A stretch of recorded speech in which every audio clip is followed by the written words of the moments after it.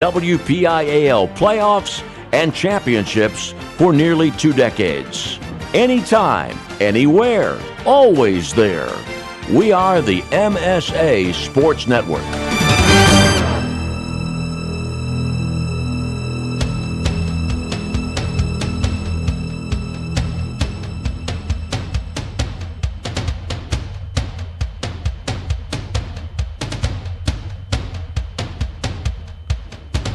Welcome to coverage of the 2017 PIHL High School Hockey Playoffs here on the Management Science Associates Sports Network.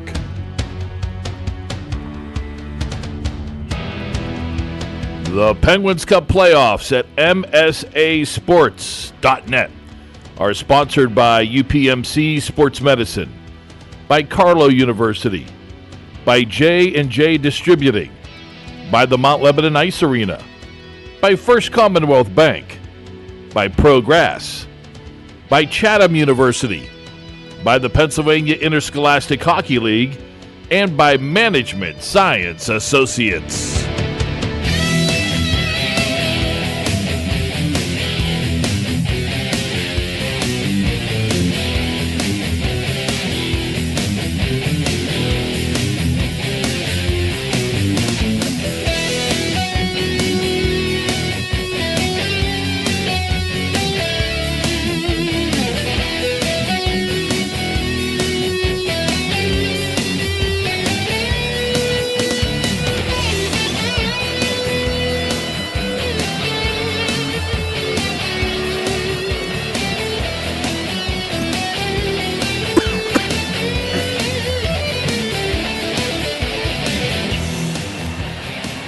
And then there were two. The final two teams in Class AA meet tonight at the UPMC Mario Lemieux Sports Complex in Cranberry to decide the 2017 PIHL Class AA Penguins Cup. Good evening and welcome to the 2017 PIHL Penguins Cup High School Hockey Championship coverage brought to you by the Tribune Review exclusively here on the MSA Sports Network alongside Kevin Zilmansky, Matt Vandriak.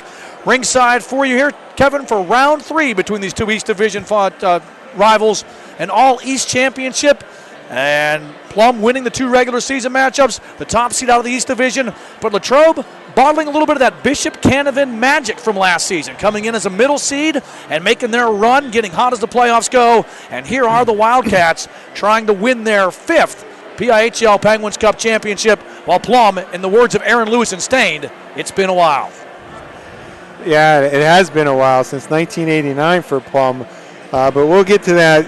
Yeah, you and I called the AA Penguin Cup game last year when Canavan defeated Mars, and you're right, it was very similar in terms of Canavan had his up and down season and got fire right at the time in the playoffs, and that's what Latrobe's done. They had sort of an up and down year where they finished really close to 500 with a record of 9-1, so it was 500. Close to 500 as you can get almost. And then they got hot in the playoffs where they defeated Mars 5-4 in the first round, and then they defeated Moon 6-3, upsetting the number 1 seed in Moon, and then Quaker Valley last week. So Latrobe, as you mentioned, looking for their 4th Penguin Cup. 5th. 2008, they defeated Franklin Regional 3-2 in overtime. Franklin Regional just won their 2nd right before this game. 2009, defeated Montour 3-0. 2010, defeated West A 7-5. They had a great team for 3 years there, same nucleus of players, and they moved on. And back in 2013, some upsets, they defeated Pine Richland 5-0. All those years, they ended up going to the state championship game and winning. So they'll be pursuing their 5th state championship if they win this evening. On the Plum side, 1989 is their only Penguin Cup championship. Any truth to the rumor that you had a feathered curly mullet and were dressing like Steve Perry from Journey back then? No, but I did like Journey. Who doesn't like Journey? But I was teammates with many of those guys on the 1989 Plum Mustang team, on an amateur team playing on the weekends. A lot of those guys spent a lot of time helping to build the Golden Mile Ice Arena during the summer. Then they got to skate for free, and it really helped them develop as players. I saw a lot of these guys when they were starting out. They were new, and they became really good players, and that was the nucleus for that team in 1989. where they defeated Greensburg Central Catholic 5-3. And then later on, that week later, they defeated Cardinal O'Hara in the state championship, which remains their only appearance in the Penguin Cup and the state championship until tonight. But in 1998, they did win the WPIHL championship, defeating the Central Catholic Vikings in a 3-game series, 3-2. I stood on the bench to my right as R.J. Amberger unleashed one in the third mini game, overtime, and beat my goalie, who's now coaching up at Providence, in a packed house at Harmerville. So that was their other championship. It doesn't register on the Penguin Cup. And that year they lost to Meadville in the semis when R.J. Amberger had some back issues. I could still see him in the hallway, not able to play after the game. So it's been quite a while. It's been close to 20 years since Plum's played meaningful hockey like they are tonight. And it should be an interesting matchup. Definitely should. That's the history. Here's the present. Plum comes in 18-2-1, the top seed out of the East Division. The Mustangs have scored 127 goals in their 21 regular and postseason games. They average 6.0 goals per game. Plum's allowed 39 goals against in those games, an average of 1.9 goals against. Latrobe comes in overall 12-9-1. The Wildcats finished fourth in the East Division. The Wildcats have scored 115 goals in their 22 regular and postseason games. They average 5.2 goals per game. They've allowed 75 goals against in those contests, an average of 3.0 goals against.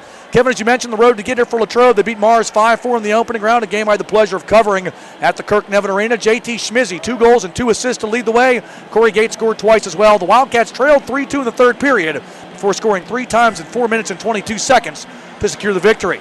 Of course, the upset, knocking off the top seed from the West Division when they beat Moon 6-3 in the quarterfinals. Jack Schulteis, a goal and 2 assists to lead Latrobe. Cole Ferry netted 2 goals, including the game winner. The Wildcats never trailed that night. And then a 6-3 win over Quaker Valley in the semifinals. Blake Rossi and Cole Novak each had a goal and an assist in the victory. The Wildcats did trail that game 2-1 in the second period before netting the next 5 goals in the game. Yeah, that was surprising, the score when they beat Quaker Valley 6-3, but caught the end of that game. It's just, there's really no other way to put it. They're just playing much better. You know, you had the conversation with Coach Warner to talk about that, and you know, he mentioned all the close games they played, and he felt that they had the capability of beating any opponents, provided they play well, and then they played some good hockey right now, and that's why they find themselves the unlikely participant in tonight's Penguin Cup championship game. Perhaps the Cinderella of 2K17 for Plum. The Mustangs, again, the top team out of the East Division. Plum defeated Shaler 5-2 in the quarterfinals. Dylan Joyce, Ryan Lobig, and Nolan Puhala each had a goal and an assist in the win. The Mustangs trailed 1-0, and the game was tied 2-2 after the first period before Plum netted the last 3 goals of that game. The Mustangs then defeated Hempfield 5-2 in the semifinals. Anthony Borriello netted the hat trick to lead the way. Lobig had a goal and an assist in the victory. Plum trailed in that game 1-0 and 2-1 after the first period before scoring the final 4 goals of the contest. Round 3 between these two teams on the season, Kevin, and both regular season meetings went to Plum. They swept the regular season, winning 4-2 at the Kirk Nevin Arena on October 24th and 8-6 on December 12th at the Valley Sports Complex in New Kensington. 2 games that had very different feels to them. Yeah. One game was a defensive battle that came down to an empty netter at the end. The second game was a shootout in the full definition of the term. Yeah, 4-2 in the earlier game on Monday, October 24th, and then 8-6 Plum won in mid-December, December 12th. So it's been 3 months since they've seen each other as opponents. Obviously, they can do some scouting, but that's a long time. Players improve, teams improve, so Plum's probably expecting a much different Latrobe Wildcat team tonight when they face off. Taking a look at that first game, Latrobe battled back from a 2-0 first period deficit in that October 24th contest where the Wildcats had home ice. They tied the game 2-2 in the second period before Plum went ahead for good. The final goal was mentioned, an empty netter. Plum had a slight edge in shots on goal in the night, 29-27. Dylan Joyce, a goal and 2 assists to lead the Mustangs. Ryan Lobig scored twice. Anthony Borriello scored the game winner and added an assist as well. JT Schmizzy and Brantley Miller found the net for the Latrobe Wildcats in the loss. The second game, Kevin, what a comeback it was for Plum. Latrobe led 4-1 after the first period before Plum netted 4 goals in the second period. The game was tied 6-6 with 3 minutes left to play before the Mustangs scored twice in 59 seconds to get the win. Nolan Puhala and Dylan Joyce both recorded hat tricks for Plum. Puhala had a 5-point night, Joyce a 4-point night. Cole Ferry and JT Schmizzy each had 2 goals and assists for the Wildcats. Plum, though, a heavy edge in shots on that night, out-shooting Latrobe 38-19 on the night, and Ryan Powell was pulled in that game by the Wildcats after the second period, the only time on the season Powell was relieved of his starting duties. And I'm sure he's motivated by that fact. No goalie likes to be pulled from a game, so Powell playing some good hockey right now. I'm sure he has thought about that this week. He's probably blocked it out right now, and he's ready to go. Plum led by Nolan Puhala. He led Class AA in regular season scoring with 62 points and goals with 39. Dylan Joyce finished third in total points with 49 and led the classification with 31 assists. Anthony Borriello's 37 points. He had 13 goals and 24 assists. Placed him in the top 10 in AA scoring leaders as well. And goaltender Sergio Benitez, second in Class AA in regular season wins with 12. His 1.86 goals against average and .921 save percentage were tops in the classification amongst goalies with 7 or more decisions as well. Latrobe are led by J.T. Schmizzy. He was the 4th leading scorer in Class AA during the regular season with 46 points. Schmizzy was the 5th leading goal getter as well with 25.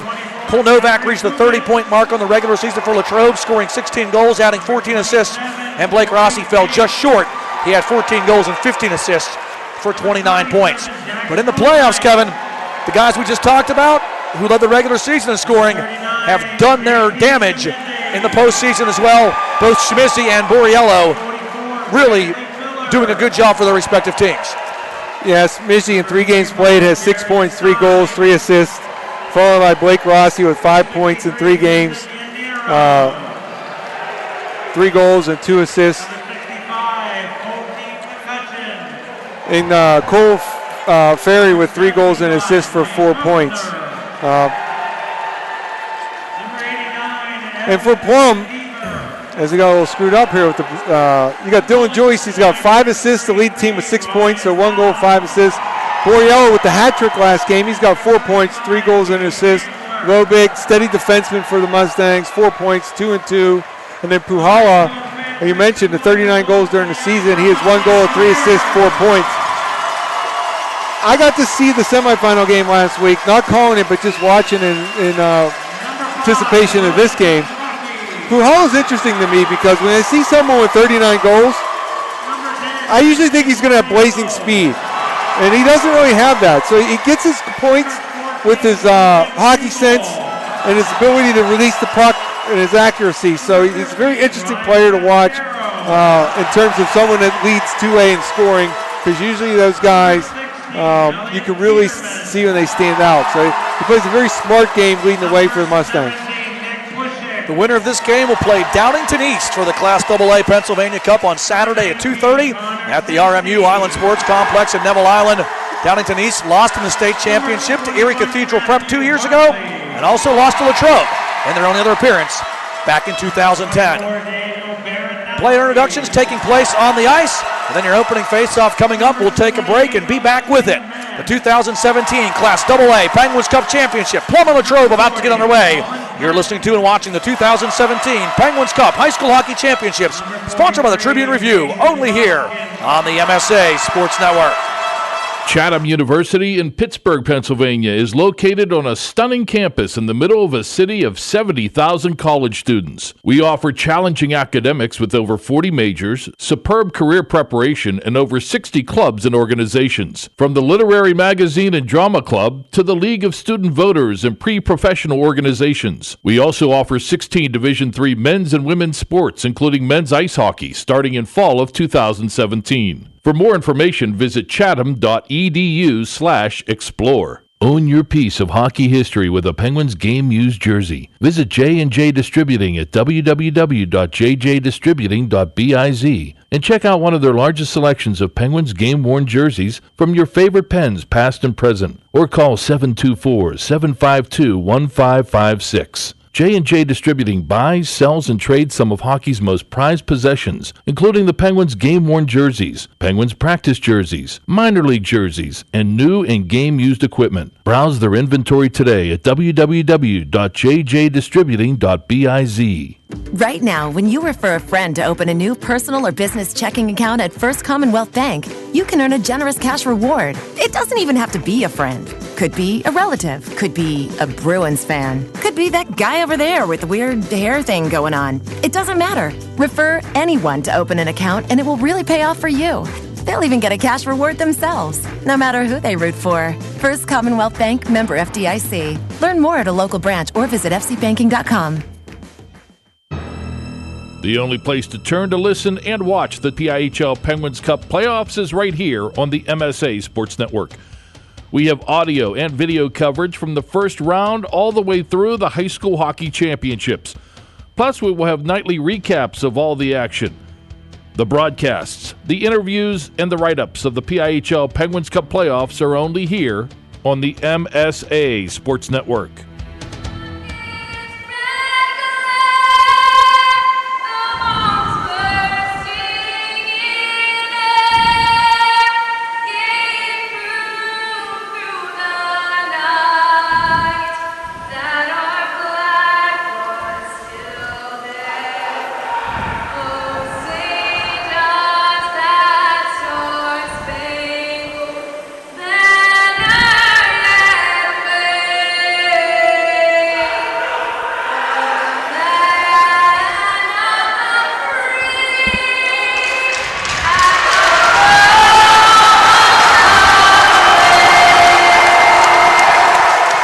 Live rendition of the national anthem here from the UPMC Lemieux Sports Complex in Cranberry as we get ready to drop the puck on this 2017 Class AA Penguins Cup Championship. High school hockey championship coverage brought to you by the Tribune Review. It's only here on the MSA Sports Network. He's Kevin Zomansky. I'm Matt Vandriak. Plum comes in 18-2-1, top seed out of the East Division. Latrobe 12-9-1, the fourth place qualifier out of that same Eastern Division. Round 3 of the season between these two teams. Plum with 2 regular season wins by a combined 4 goals, a 4-2 and 8-6 victory.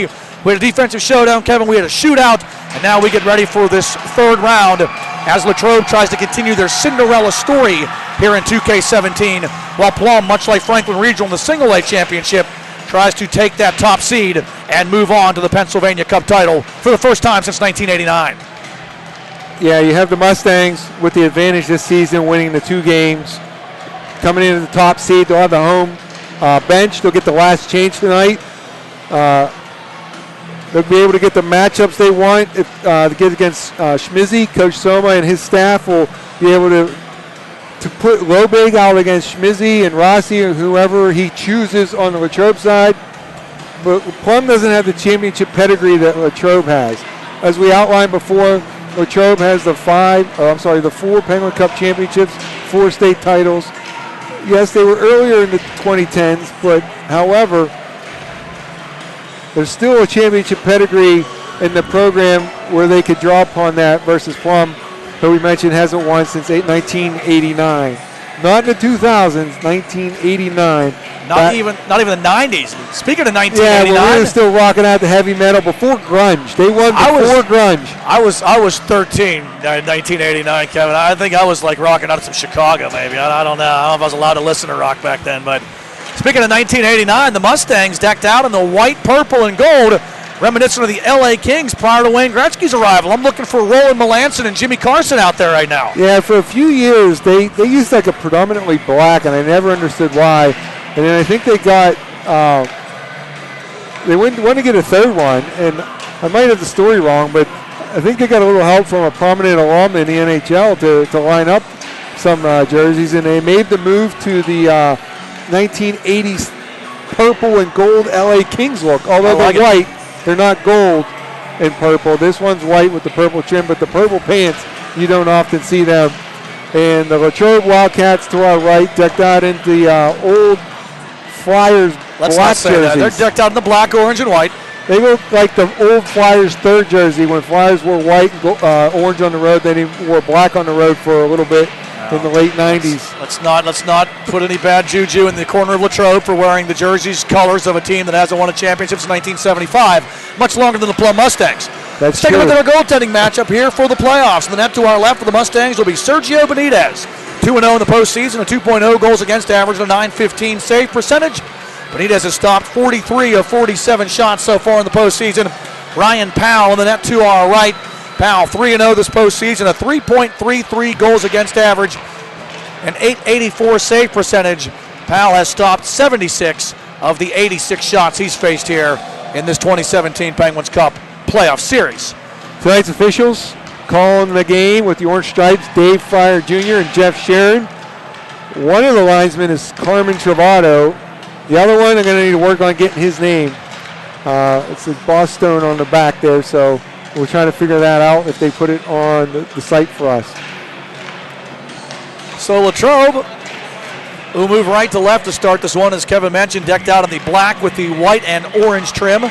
Very Philadelphia Flyer-like, but again, as mentioned, Latrobe knows championships. Philadelphia has Rocky.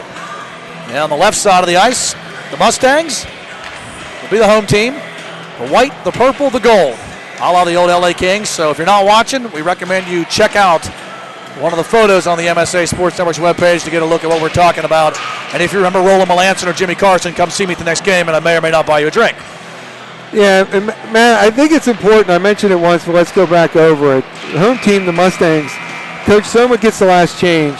And I think that's important because of some of the forwards for Latrobe in terms of Schmizzy with 6 points in 3 playoff games, Rossi with 5 points in 3 playoff games. And during the season, Schmizzy had 46 points in 17 games for 2.71 average. Rossi had 29 in 19 games for 1.53 average. They also have Cole Novak. He had 36 points in 19 games in the regular season. He has 2 points in 3 games so far.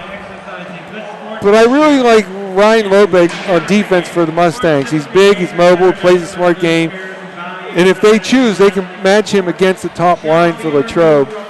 And that's why you want to be the higher seed. That's why you want to finish first and have the ability to wear those fresh white jerseys so that you can get matchups like that. And it may not seem like much, but ask any coach that's been through this. It means an awful lot. So we'll see how they choose to match up against Schmizzy. We're going to ask a coach who's been through this. Kevin, you've been through this not that long ago, leading Bishop Canavan to a Penguins Cup championship. And for Latrobe, I mean, you mentioned the championship pedigree, but this is really a completely different group, different staff, different everything. But, you know, mentioning Bishop Canavan, what we talked about when we were sitting in this very spot last year, this Latrobe team reminds me very much of that Bishop Canavan team from a year ago that just hit their stride at the right time, pulled one upset, got a little bit of assistance with Quaker Valley making it to the semifinals. Not saying that it was an easy matchup, but it was an easier matchup for the Wildcats with the chips falling the way they did, much like Bishop Canavan getting the upset from Baldwin last year in the playoffs to help them along their way. So, and I like the way Latrobe's playing. I mean, if you and I were in a certain place and were able to bet some donuts, I might put some donuts on the underdog Latrobe Wildcats tonight. I just think they're playing well.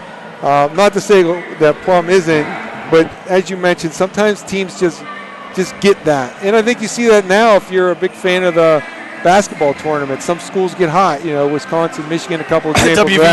WVU is another great example. So it's just something that happens in knockout-style tournaments, and that's what this is. This is a one-game knockout style, and we're getting ready to drop the puck soon here at the UPMC Lemieux Sports Complex. Second year, the UPMC Lemieux Sports Complex has been the home for the PIHL Penguins Cup. Packed. And yeah, got another back-to-back capacity crowds here. And that's the trade-off. Room only. I think maybe some people are disappointed they're not downtown at what is now the PPG Paints Arena because of that experience, but there's better atmosphere here. The atmosphere is pretty electric here. Face off at center red. Dylan Joyce for Plum against JT Schmizzy for Latrobe. The Wildcats win the draw. And we are underway. Right to left, the visitors move the puck. Paxton up the right wing side. Schmizzy tries to flag it down. Wildcats have to touch up to get back on side. And back the other way come the Mustangs. It's dumped into the zone by Ryan Lobig. Giving a chase there is Blake Rossi. Rossi trying to come around here to the near side. Back to the point. First shot of the game. Connor Sensi lets it fly from the right point. Blocker save made by Ryan Powell. Puck fed back towards the net, comes around here to the near side. Players bang together as Anthony Borriello tries to find the puck, battling there against Rossi. Borriello goes all the way around the horn, trips to the top of the left circle, fires towards the net. Glove down there by Cole Ferry, and Latrobe gets the puck out. Lead pass ahead for Schmizzy, who's offsides, giving Plum's Ryan Lobig the opportunity to regroup in his own end. Shouldn't be much of a feeling out process in this one, Kevin. These teams know each other, though it's been a while since they've played. Division rivals. And the Mustangs with 2 wins on the regular season as well. And Lobig did start against Schmizzy's line, and he stayed on for a pretty extended shift as he steps off right now. Ryan Mascaro down the left side. Defended on the play by Jacob Burkhart. Burkhart, lead pass, trying to move it ahead there, looking for Cole Novak. Too far back into the corner. And Mason Proskin after it there for the Mustangs. And here comes A.J. Adamski. Adamski out of the zone, breaks into the Latrobe end, dumps the puck into the corner. Jack Schulteis after it there for the Wildcats. Puck played along to the far side, behind the net. Jason DeFelice finds it for the home team, tries to move it to Burkhart, but it's stolen away. From the circle, shot coming and firing wide there with a good opportunity. A.J. Adamski misses, fed back towards the net by Proskin, and it's cut off defensively by Schulteis. Schulteis goes coast to coast, breaks the Plum line. Proskin takes it away from him, feeds it back to the neutral zone as both teams gets fresh players on. Yeah. Mason Proskin, interesting tidbit on him, recruited by the New Jersey Colonials of Major Bantam Hockey, so he'll get an opportunity, one of 50 players, to get the opportunity to participate in that. That's interesting. I didn't know New Jersey came way over here looking for players. Must have saw him at a showcase. Puck fed in by Latrobe. Pushed aside by Sergio Benitez, back behind the net. And here comes Plum back out. Logan Schlegel down the right side, fires towards the net, misses on the glove side. To the far boards it goes. Alexi Mance will find it there. Mance brings it around to the near side. And Evan Clark-Deaver will take it and shrugs off the body check by Logan Schlegel, who ran on number 89 and found out why Clark-Deaver's nickname is Moose. And I'm not kidding. He is known as Moose. I totally believe it. You can see the build of Moose down there. He just laid right into the Plum Mustang right there on the left wing boards. I got to say, early observations, 2.5 minutes in, Plum looks about 5 times better than it did last week, and Latrobe doesn't look as good at the start as they did against Quaker Valley. So Plum easily controlling the play early on here. Face off to the left of Greater Latrobe goaltender Ryan Powell. 14:31 left here in the opening period. No score. Face-off win by the Mustangs. Anthony Borriello back to the point. It's fed to the net there by Colin Patton. And the glove save made by Ryan Powell, who holds for the draw. Good face-off win by Joyce in the right offensive circle. Was able to get it back there to Patton, who got the shot. Wasn't a great shot. Powell dropped down, and he reached up high to make that save. Face-off to the left of the Latrobe net, won by the Wildcats, and this one played up and into the meshing. So we'll do it again in the Wildcats' end. Yeah, it looked like Rossi went for a high arcing clearing pass, and it hit the net in front of the stand. So third consecutive face-off in the offensive dot to the left of Powell, the right offensive circle of the Mustangs. Face-off to the left of Powell, won by Latrobe, but Patton keeps it at the point of the net. 5-hole try, door closed by Ryan Powell. As Colin Patton gets another good shot on from the right point. This time took it lower, Kevin, trying to put it between the pads, and Powell able to close the 5-hole door. Joyce is having some success in the offensive circle right now against this Latrobe line. Puck comes back to Patton, can't keep this one in. An outlet chance now for Paxton Knupp. Knupp up the right side, Lobig battles against him, gets position. Lobig and Knupp battling, Lobig pushing it up the right side, and here come the Mustangs out. Nolan Puhala going to the right side, looking for Dylan Joyce. This is Plum's top scoring line, but Blake Rossi takes it away inside his own blue line. Rossi back the other way as it's stick checked by Puhala at the Plum blue line, and the Mustangs bring it back. Up the right side, looking for Anthony Borriello. Borriello sidesteps a check from Schulteis, and around to the far corner goes Plum player Feld on the play. Shimizi tries to get it out, left point feed back to the net, and deflected away by Greater Latrobe's Paxton Knupp. Collision along the right boards. Puhala comes away with it. Into the circle, backhands one into the slot, taken away by Rossi, and sent back out. Cole Ferry up the left side. Proskin D's him up. Proskin moves it ahead. Puhala tries to leave it for Proskin, who was the trailer on the play, and Latrobe takes it and returns it back to Plum Ice as the Wildcats get a wholesale change on.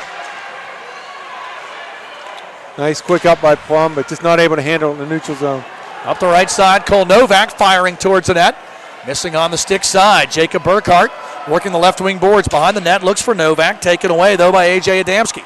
Up the left side. Steal made there by Jared Stein. Stein goes behind the net looking for Novak. Novak battling back there with Proskin. Puck pushed to the left wing corner. Stein finds it. Circle shot coming. He fires it through the crease and misses. Burkhart picks it up. Schulteis to the left point. Through traffic with the shot. Misses wide again. Latrobe maintaining some zone time here for the first time this evening. Stein behind the net, gets it back and fires over the cage on a great give and go with Cole Novak. Plum finally gets the puck out. They dump it back into the Latrobe end. And DeFelice will regroup in his own end. Good shift there, though, for Latrobe, their best of the night. Absolutely their best of the night. The first time Benitez said to see action in his own zone. Didn't have to make a save as a few shots missed, but still, he was involved. Dan Baranowski bringing it out for Plum. Has it cut off at center red by Evan Clark-Deaver. Down the right side, into the zone it goes. Blake Rossi behind his net. Rossi moving it to the right defense. Kubitz will take it there, sending it ahead now to Brantley Miller. Miller up the right side, looking for Clark-Deaver. Has it taken away by Dan Baranowski, who dumps it back behind the Latrobe net. Powell will step out and leave it there. To the left point. Patton, a nice job again, this time from the left side to keep it in at the point. Latrobe brings it back out. Lead feed looking for Miller. Hits the line, and Louis Poprocki will take it there for Plum and send it back to the neutral zone where Kubitz takes it for the Wildcats. Moves it ahead to Miller. Backhand pass across the circles, and a good defensive play by Patton there to cut it off as Brantley Miller was bearing down the right side. Back the other way, now comes Puhala. Puhala backhander from in tight. Powell with the save, and he holds for the faceoff. As Puhala tried to go Sidney Crosby style there, roofing that backhander, and Powell hugged the near post and made the stop. Right at his own blue line, Puhala was able to make a nice little curl and drag with the puck to get some open ice in the neutral zone, and he chose to get on the right side on the backhand, and that's just kind of an example of his smarts with it. He could have threw the puck and got rid of it because there was three guys back, but he used a little move on the back checker to get free. Sensi from the right point, face-off win, sending it to the net, glove down again by Powell, and he holds for the face-off. Once again, Dylan Joyce winning the offensive draws in the right offensive circle, the left defensive circle for the Latrobe Wildcats, getting it back to that right point man. Here it is again. Sensi from the right point, steps into the blast, blocked in front, and that fails a Latrobe player, and I think that Schmizzy, definitely not the guy you want to see go down, as JT Schmizzy blocked that big rip from Connor Sensi at the right point, and Schmizzy's still down on the ice. Mentioned the work that Schmizzy's done, Latrobe's top point producer during the regular season, leading all of the AA playoffs along with Plum's Dylan Joyce with 6 points so far, and Schmizzy still down as the trainers will come out to check on him with 11:17 left here in this scoreless opening period. The draw did not get back to Sensi cleanly, so it didn't make it all the way back, and he stepped forward, shot the puck a little bit high, and through traffic, Schmizzy was kind of the last guy in the line of fire, and he got it up high. If he would have got it low, I don't think he would have went down like he did, so I'm going to assume it's around the shoulders, head, neck area somewhere that he got it, and he's receiving a little attention as he's on his stomach right now. Well, the winner of this game will take on Downington East for the Class AA PA Cup on Saturday, 2:30 at the RMU Island Sports Complex. We'll have all three of the Pennsylvania Cup games for you starting at 12 o'clock on the MSA Sports Network. Class A matchup will be Franklin Regional against Bayard Ruskin. Then the AA matchup, the winner of this one in Downington East. Then the winner of tomorrow night's AAA game will take on Holy Ghost Prep at 5 o'clock. Bayard Ruskin won the last two 1A titles. Beating Franklin Regional last year up at the Pagula Ice Arena. Schmizzy able to skate off under his own power, kind of checking behind like the left ear and neck area there, Kevin. So yeah, you had that right, a high shot, and Schmizzy's shaking up, but that's hockey, man. He's a tough guy, and he'll be back out there just getting tended to a little bit, maybe a little bit nicked up.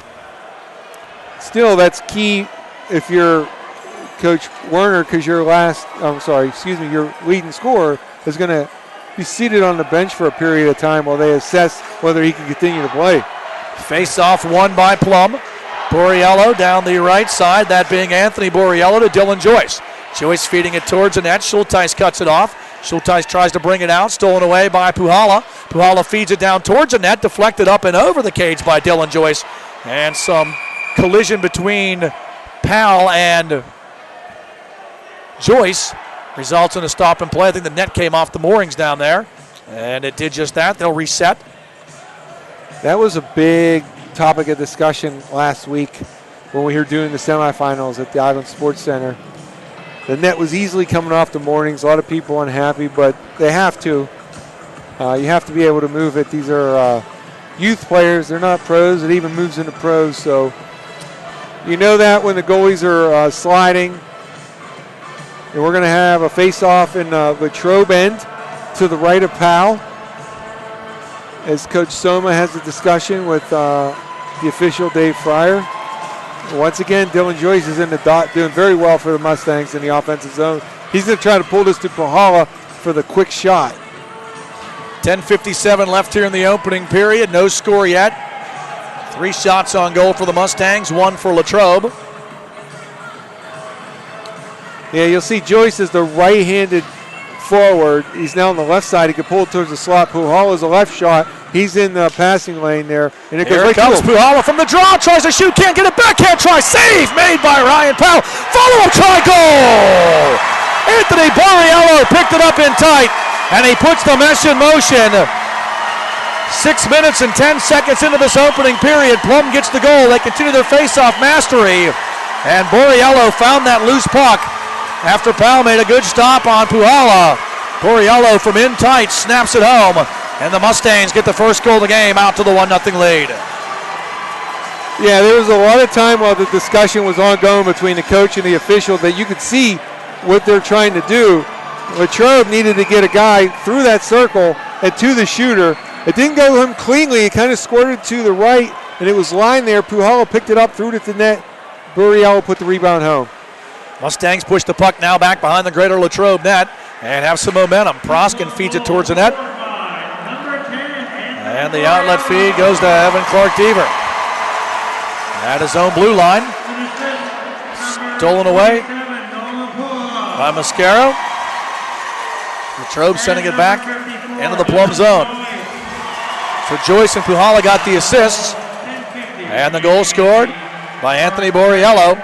For Borriello, his 4th of the 2017 playoffs. Latrobe trying to find an answer. Centering feed there by Brantley Miller. Goes past everybody all the way back into the Wildcat zone. And Blake Rossi will take it back behind his net. Rossi, stick check there by Borriello. Has some help though by Zach Kubitz. Kubitz sends it out to Miller. Miller chipping it back to center red. And Plum returns the puck.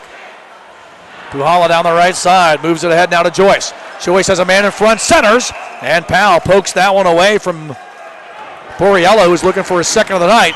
And a penalty coming up against Greater Latrobe will give the Mustangs the game's first power play on top 1-0 with 9:44 left here in period number 1. I got to say, man, I was watching. I didn't see where this one happened, but it was right around the top of the circles in the defensive zone for Latrobe. And it's going to be on number 27 for Latrobe, Corey Gates. Face off to the left of Ryan Powell. Won by Plum. Fed into the slot. Backhander in tight block.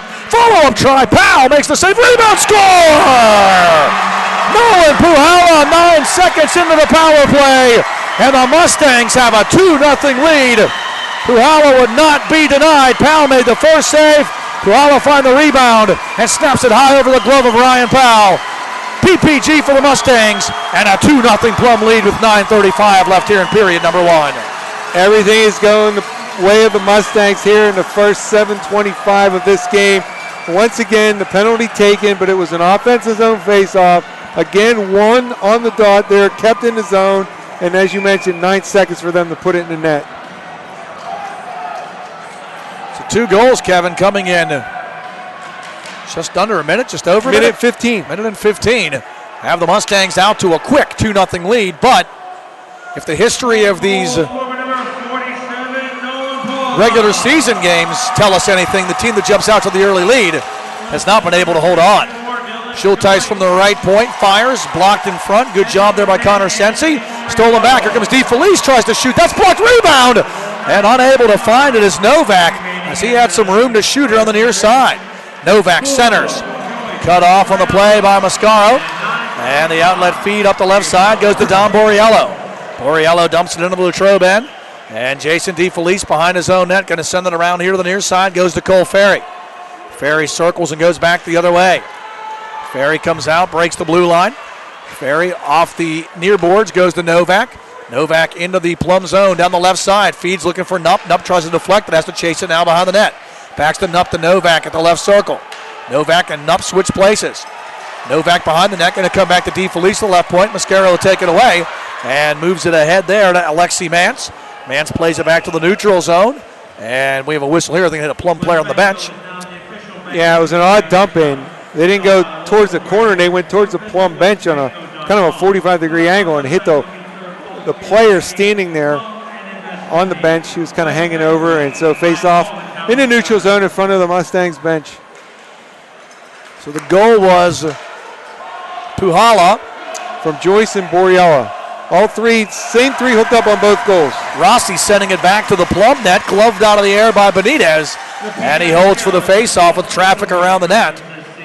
And the faceoff will stay in the Plum zone to our left. 8:17 left here in the opening period. 2-0 Plum on top. And what we have not seen yet, Kevin, we have not seen JT Schmizzy back on the ice since he got hit blocking that shot. Yeah, that's a key development to watch as this game moves forward. Really in a hole now for Latrobe. Down to leading scorer, maybe on the bench, but not yet on the ice. Steal in the circle, shot to the net, save made, loose puck. Trying to find it as Gates gets it out. Follow-up try, save made a second time on Jared Stein. Still loose as Latrobe with a flurry here, trying to get on the board. Blake Rossi down to Burkhardt, shoots it in front, deflected by Gates, save made. Follow-up try by Stein, denied by Benitez as well. Latrobe keeps it in. Kubitz from the point, backhander towards the net. Stein behind the net, centers it. Benitez cuts it off, and he covers up with the blocker as Gates burrows in looking for the loose puck.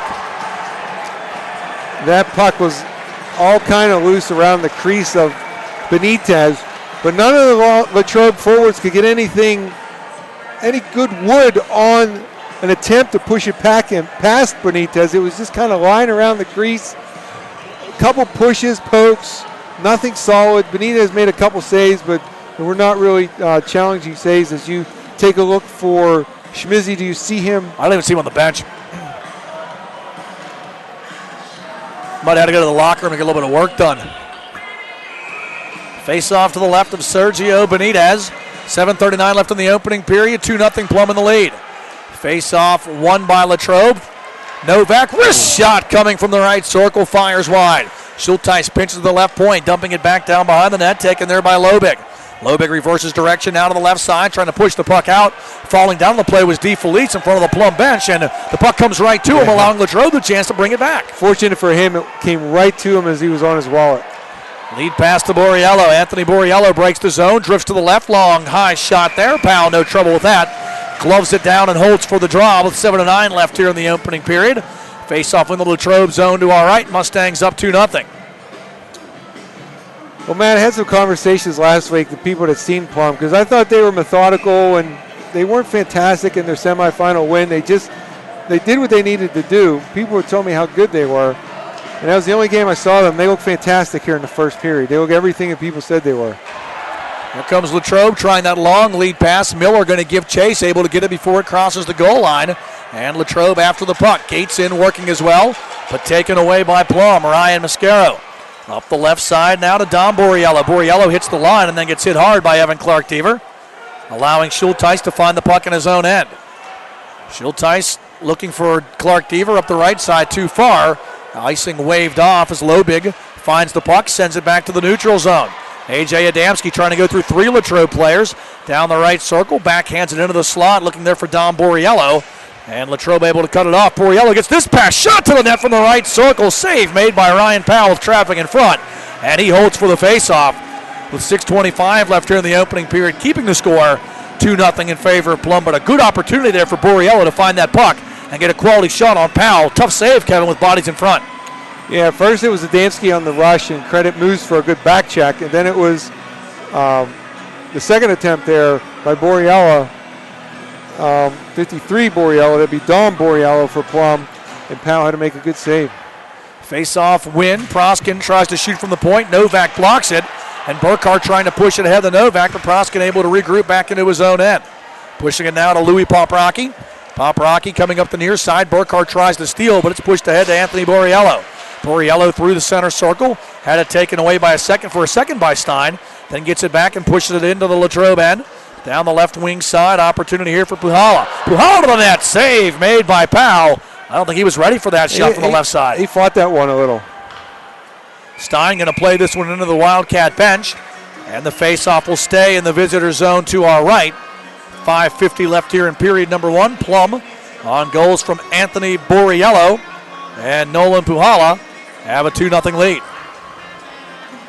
Latrobe seems to be waiting for the puck to come to them instead of going to get it. Really, just being the pace of play is being dictated by Plum, and Latrobe's just kind of reacting right now.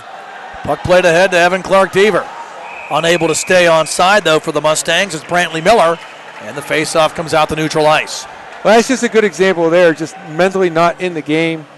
Didn't headman the puck, which is okay because it was kind of close to the defender, but Miller just easily went off sides. He needs to slow down there. Face-off won by the Mustangs, and that's one area, Kevin, where Plum has dominated so far tonight. Logan Schlegel on the left side going to dump it in. It's made a big difference. Zach Kubitz leading directly to the second goal. Yes. I'm sorry, the first goal. As played down the left side, Latrobe brings it back. Rossi with the backhander from the near wall. Stick save made by Sergio Benitez. Puck played out to the right side, taken away by Brantley Miller. Comes back to the point, going to be taken there by Kubitz. And Plum will take it, return it back to the Latrobe zone, but from the wrong side of the red line. Icing call brings the faceoff back into the home team zone to our left. 5:09 left in the opening period. Plum up on the scoreboard by the score of 2-0. And still no JT Schmizzy. We have not seen him take a shift since that fortunate shot by Sensi hit him around the head area. We think towards the back of the left head. ear in the back of the neck. Latrobe trying to center, taken away by Dom Borriello. He's hit hard by Nupp, forcing the puck loose. DeFelice from the right point, pushing behind the net. Cole Ferry gives chase, but Lobig there for the Mustangs. Up the left side, steal by DeFelice. Ferry can't find that bouncing puck in the left circle. And Nupp goes down trying to dive for that puck. Players scrum together. Nupp back on his feet, finds it along the near wall. Finds Novak in the slot. Shot on save! Benitez, and he dives out to cover the rebound with both DeFelice and Nupp looking for that loose biscuit. Benitez has not really had to make many saves. They have shots on goal at 7. That scoreboard's kind of confusing there, the way they put the teams up there. But that was that's because we have LaPlaw against Plala. Yeah, that was just weird. That was the best shot Latrobe's taken with a little velocity, and he was out on top of the crease, made a nice save. DeFelice from the right point, down the right wing boards to Nupp. Nupp tries to shoot, puck deflects, comes wide of the net. Over here to the near side now, after it is Novak for the Wildcats, battling against Proskin and Joyce comes away with the puck. Up the left side, pushing it ahead now to Dylan Joyce, and is stolen back the other way. Up the right side, Cole Novak looking for Cole Ferry in the slot, and that one's taken away. Back the other way comes Plum and Latrobe. We have a penalty behind the play, and it's a high sticking call that I think is going to go against the Wildcats. That would be the second of the game if it's against Latrobe. I don't see anyone going towards the box, but now we're going to have an escort for, looks like it's going to be Cole Ferry. Tried to sneak away to the bench, but he got caught. Yeah, so at the 12:50 mark of the first period, it's going to be Plum with their second power play opportunity. They were 1 for 1 so far. They scored at the 7:25 mark on the power play to take a 2-0 lead. Mustangs striking 9 seconds into that power play. Face-off in the neutral zone this time allows Latrobe to move the puck back into the Plum zone. Outlet pass comes ahead here. PIHL looking for it. And offside going to be the call against Plum as A.J. Adamski touches inside the Latrobe end. Break for the Wildcats, bring the face-off back to the neutral ice with 14 seconds ticked away in this power play. This is a real golden opportunity for Plum to kind of put the pressure on Latrobe. They would be down 3 without their leading scorer really participating at this point. Into the zone comes Plum, back behind the net now. Lobig sending it around to the far side. Puck controlled there by Dylan Joyce. Joyce back to the left point to Adamski, now down the left wall. Joyce behind the net. Anthony Borriello to PIHL in the right circle. PIHL drifts back to the wall, goes cross ice, looking for Adamski. Pass behind him. Adamski trying to go back to Lobig at the left point. And a stick check made there. By Gates. And now Gates shorthanded comes in. Gates to the net. Oh! Poke check by Benitez. Wow, what a nice play by Gates and a better poke check. Now here comes a chance now for Dylan Joyce down the left side. Joyce drops it back. Lobig. Fire! Save by Powell, and he absorbs the rebound and will hold for the draw with 1 minute and 3 seconds remaining on the Plum power play. But a great chance shorthanded for Corey Gates, but Sergio Benitez with the poke check to keep the Wildcats off the board. Kind of like Marc-Andre Fleury likes to do. Gates made a nice play in the right hash in his own zone where he got a stick on the passing from the low end to the point. He was able to chase out in the neutral zone, fight off the defender, walk in, try to turn it over to the backhand, and that's when Benitez reached out with the right hand, stick in hand, and poked it away from Gates. Another face-off win for the Mustangs. Sensi from the right point goes down the boards now to Schlegel. Schlegel at the right wing wall into the circle now. Schlegel walks it out, puts it behind the net. Taken there by Dom Borriello. Borriello into the slot, has it stolen. Here comes Paxton Nupp, shorthanded, 2-on-2. Nupp into the zone, shrugs off the check from Sensi and keeps on going. Back behind the net, it's going to be taken away by Connor Sensi. Latrobe can get a little momentum on this shorthanded situation if they're able to kill it off. Dom Borriello with the rising wrist shot. Ryan Powell flashes the glove and holds for the draw with 30 seconds remaining on this Plum power play. 2-0 Mustangs, 2:40 left in the opening period.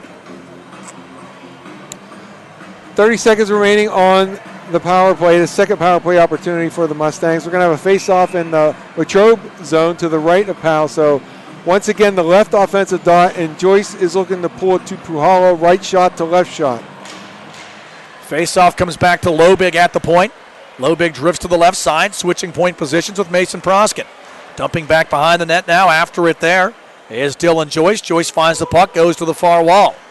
15 seconds left on the power play. Proskin at the right point. Receives the pass, fires towards the net offline. Lobig in a pinch in up the left side. Able to push it back behind the net there, finding the opportunity for Dylan Joyce.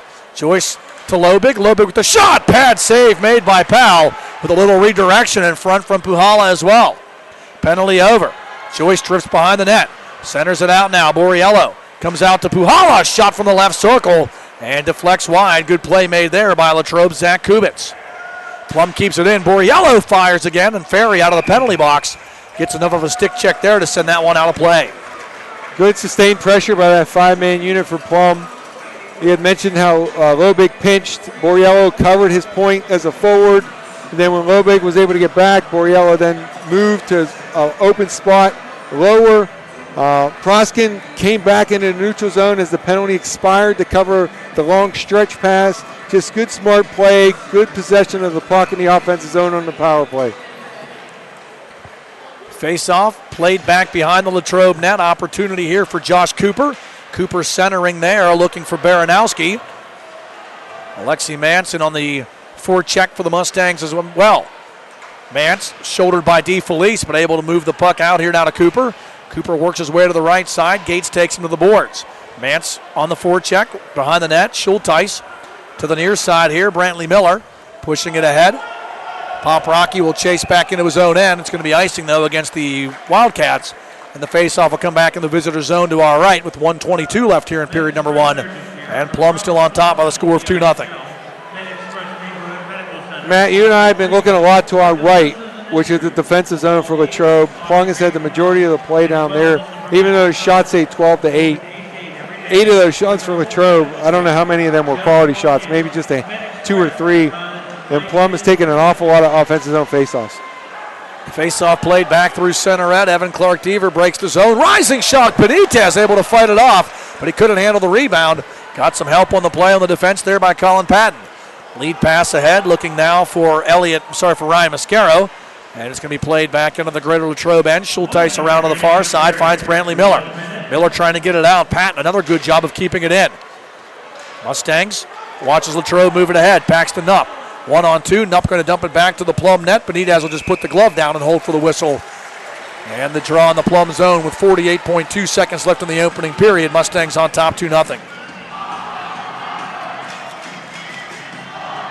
Well, let's see if Latrobe can gain a little spark from killing off that penalty to Cole Ferry. They get the offensive zone face-off here. It's going to be 5. Nupp taking it against Joyce, see if he has a chance to win this one. But the Plum forward comes streaking through. Here comes Puhala back the other way. 1-on-3, tries a little drop pass into the slot. Kubitz reads it easily and moves it up the right side, back to the neutral zone. Connor Sensi for the Mustangs, sending it back into where Blake Rossi will find it behind the Latrobe net. Rossi moving over to the right side, trying to find some room. Here comes Rossi out with the puck. Stretch pass. Looking for Stein. And unable to move the puck ahead are the Mustangs. Latrobe, one more chance. Rossi tries to break the zone. Taken away by Sensi. Going to send this one back to the Wildcat zone. Powell will play it aside with the stick. And the first period will come to an end as Rossi and Anthony Borriello exchange pleasantries as the horn sounds. 17 minutes of hockey in the books here from the UPMC Mario Lemieux Sports Complex in Cranberry. Your score after one, it's Plum 2, Latrobe 1. We'll take a break and be back with your first period scoring recap brought to you by the Mount Lebanon Ice Arena. 2-0 Mustangs after one. You're listening to and watching the 2017 PIHL Penguins Cup High School Hockey Championships brought to you by the Tribune Review, only here on the MSA Sports Network. People ask what drives me. It's the respect I have for my opponents, the trust I have in my teammates, a coach who treats me with dignity, and a university that has faith in me on and off the field. That's what keeps me focused, why I practice harder, play my heart out. I play to win. I play for Carlo. Tell us your story using #WhatDriveSYou. Carlo University, a proud sponsor of the MSA Sports Network. The team at UPMC Sports Medicine doesn't just rebuild wrists and knees. They build better athletes. Athletes at every level who want to get stronger and faster and prevent injuries.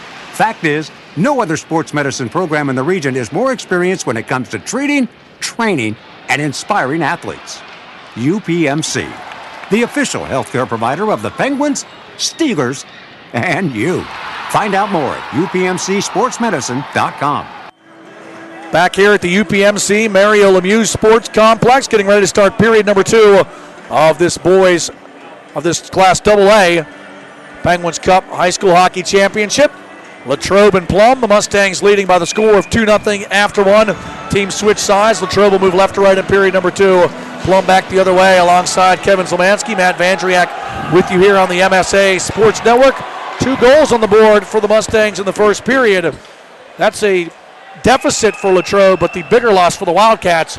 JT Schmizzy hurt blocking a shot and has not returned to action.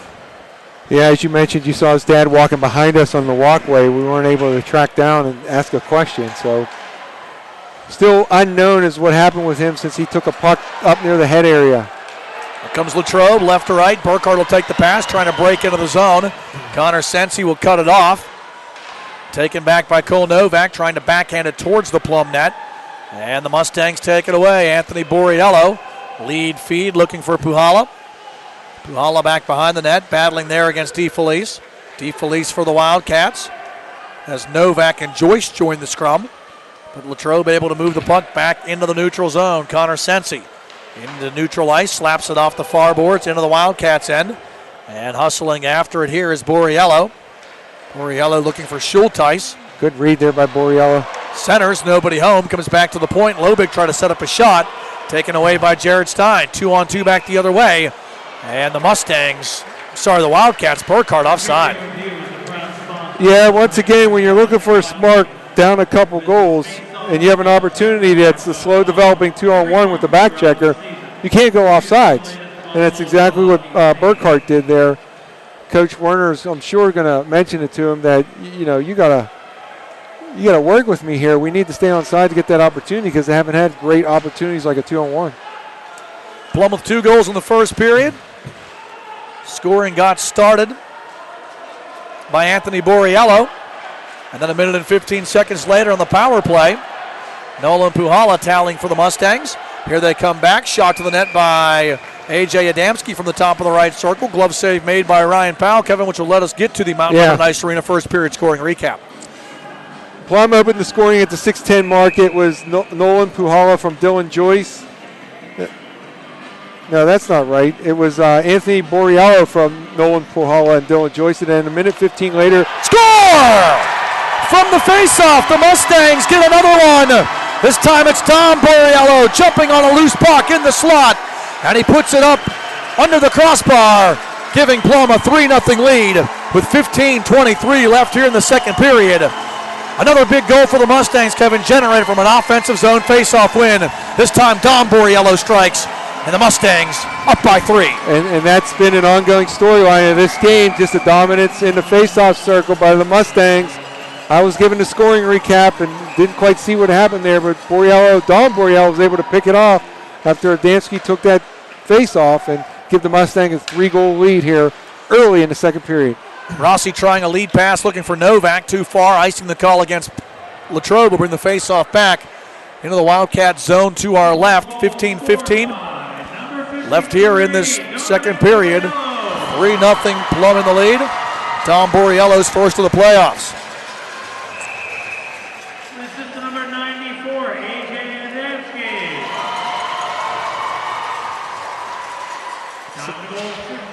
Adamski will get the only assist. Hustling back is Cole Ferry, 1-on-3. Cut off on the play, but coming on is Nupp for the Wildcats. Offsides. Face off back to the neutral zone. All right, take two. Let's try this Mount Lebanon scoring recap once again. Anthony Borriello from Nolan Puhala and Dylan Joyce at 6:10, first goal of the game. Then on the power play, it was Puhala from Joyce and Borriello at 7:25 mark. 2-0 Plum at the end of one. And then getting the only goal here in the second period, Dom Borriello from A.J. Adamski. So Borriello for Dominic Borriello, his first of the playoffs. Anthony Borriello finding his fourth of the playoffs, and Nolan Puhala his second. Novak down the right side for the Wildcats. Tries a drop pass. Nupp tries to step into it. Has it taken away, and here comes Plum back the other way. Dan Baranowski 2-on-2 with Mance. Fires to the net. Misses wide. Whipped through the crease there by Mance as Powell was stretched out trying to make the save on the first shot. And Mance had an open net looking at him but couldn't put it home. Colin Patton through center ed. Chance for Latrobe back the other way. Novak set up by Kubitz. Snaps a long-range wrister on the Benitez. Gloves out of the air and holds for the draw. Somebody is got to seize the situation and step forward for Latrobe, with Schmizzy still not playing in this game, and pick up the pace and try to get some scoring opportunities, or Plum's going to run away with this. 14:24 to go in the second period. It's Plum 3, Latrobe no score. From the draw, shot to the net by Gates. Save made by Benitez. And he covers the rebound as well, his 12th save of the evening. And one thing about Benitez, Kevin, that I've noticed so far, it's a nice job of controlling those rebounds and not giving up follow-up chances. Yeah, the only one that gave him trouble was that riser he took to our left in the first period, kind of where he had to lift himself a little bit. Latrobe wins the draw, feeding it towards the net. Stein almost picked it off in the slot. Comes back to the point where it's kept in by DeFelice. Finds Stein down the right side. Stein tries to backhand it, looking for Burkhart. In the slot, loose puck. Stein at the top of the right circle shot. Left pad save made by Benitez. Puck around to the far side now. Burkhart back to Schulteis at the left point. Schulteis tries to slap it off the wall. Puck cut off. Latrobe working hard trying to keep it in, but it's taken away by the Mustangs. Sensi moving it ahead, looking for Joyce. Cut off on the play by Schulteis, who sends it back out into the Plum zone. Sensi back through center ed into the Latrobe end. Jason DeFelice pressured by Puhala.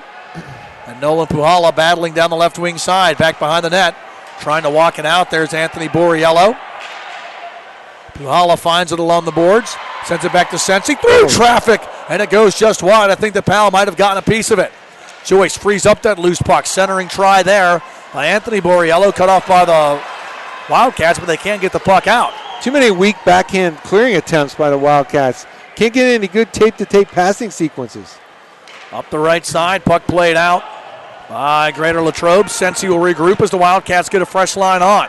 Schulteis steps up to make the steal through center red. Here comes Jack Schulteis. Sensi lost a stick. Schulteis fires towards the net. Nothing doing there. Rossi finds it at the far point. Fires and hits his own man on the backside with it. Nupp unintentionally blocking the shot. Rossi trying to push it down low. Ferry finds the puck. Ferry centers. Novak tries to move in on it, but it's cut off neatly by Ryan Mascaro for the Mustangs. Puck played back into the neutral zone now. Ferry to Rossi with room down the right side. Rossi shot towards the net, can't get it on, and Sensi a nice job of using the body there to kind of shield Rossi off. Mustang sandwich made out of Mascaro along the far boards, but Plum able to move it out. What a hit check. Wow. Rossi steps into him, but Plum gets a chance there on the redirect, and just missing was Dom Borriello. What a great hip check by Blake Rossi there in front of the Mustang bench. He put the pump forward, like splattered against the boards. It looked like a chalk outline over there. Rossi got a great hip check in the first round against Mars. This one's fed back towards the net. And the save made by Benitez, who holds for the draw, and the shot by Cole Ferry. Noah Raimundo, the leading scorer for the Planets, felt the hip check of Blake Rossi in that first round game, a game I covered, and he sent him flying like Darius Kasparaitis. That was a good shift for the Latrobe Wildcats. They needed that.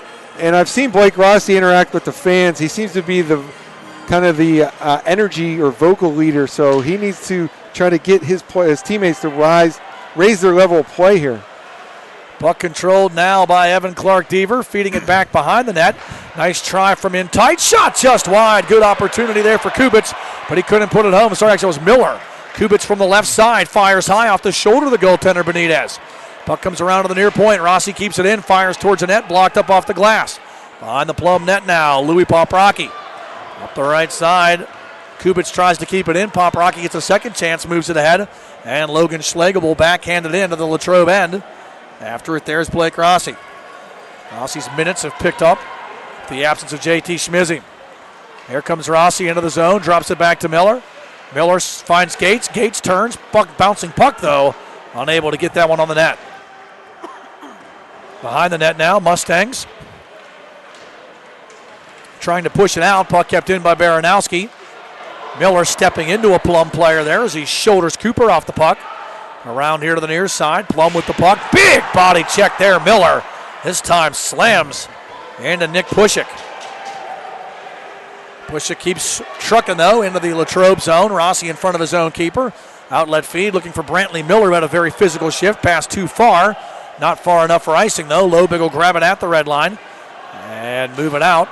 Trying to push it ahead here through everybody. Anthony Borriello gets a deflection on that, back behind the net. After it, here's Baranowski. But Kubitz for the Wildcats. Moves it ahead. Nice patience. Here comes Schulteis. Breaks the line. Schulteis puts his shoulder into Lobig. Help on the play, though, by Joyce. Burkhart pinches in all the way around the boards with the puck. It's Cody Sensi. Latrobe makes the steal. Stein tries to find it, but it's cut off on another good defensive play by Sensi. Ahead to Puhala, knocked off on a good open ice check there. Thrown out by Schulteis. Back into the Latrobe zone. 9:55 left here in the second period. Plum on top by the score of 3-0. Two first period goals by Anthony Borriello and Nolan Puhala. Second period tally by Dom Borriello. Where we stand now. Puhala a little shaken by that check. Schulteis is lucky he didn't get a kneeing call there. That was a little knee-to-knee open ice hit. Stein coming back the other way for Latrobe. Stein looks for Burkhart, bangs it off the far wall, will chase his own pass in against Lobig. Lobig bodies up against him along the end boards. Puck taken away here by Plum's Dylan Joyce. Outlet pass, moved ahead to Puhala. Puhala with speed across the red line, gets around him as he breaks the Latrobe end. Puhala behind the Wildcat net, bumped off by DeFelice, but still comes out. Puhala in tight, shot on save, made Powell. And he holds for the rebound underneath of the left pad.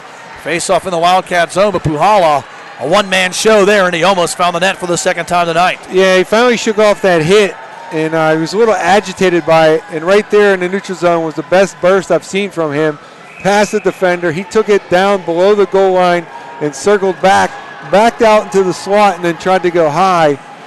And Powell made that save. Face-off win. Patton from the point, fires, deflects in front. Loose puck, Borriello puts it through the legs of Powell, but it goes wide.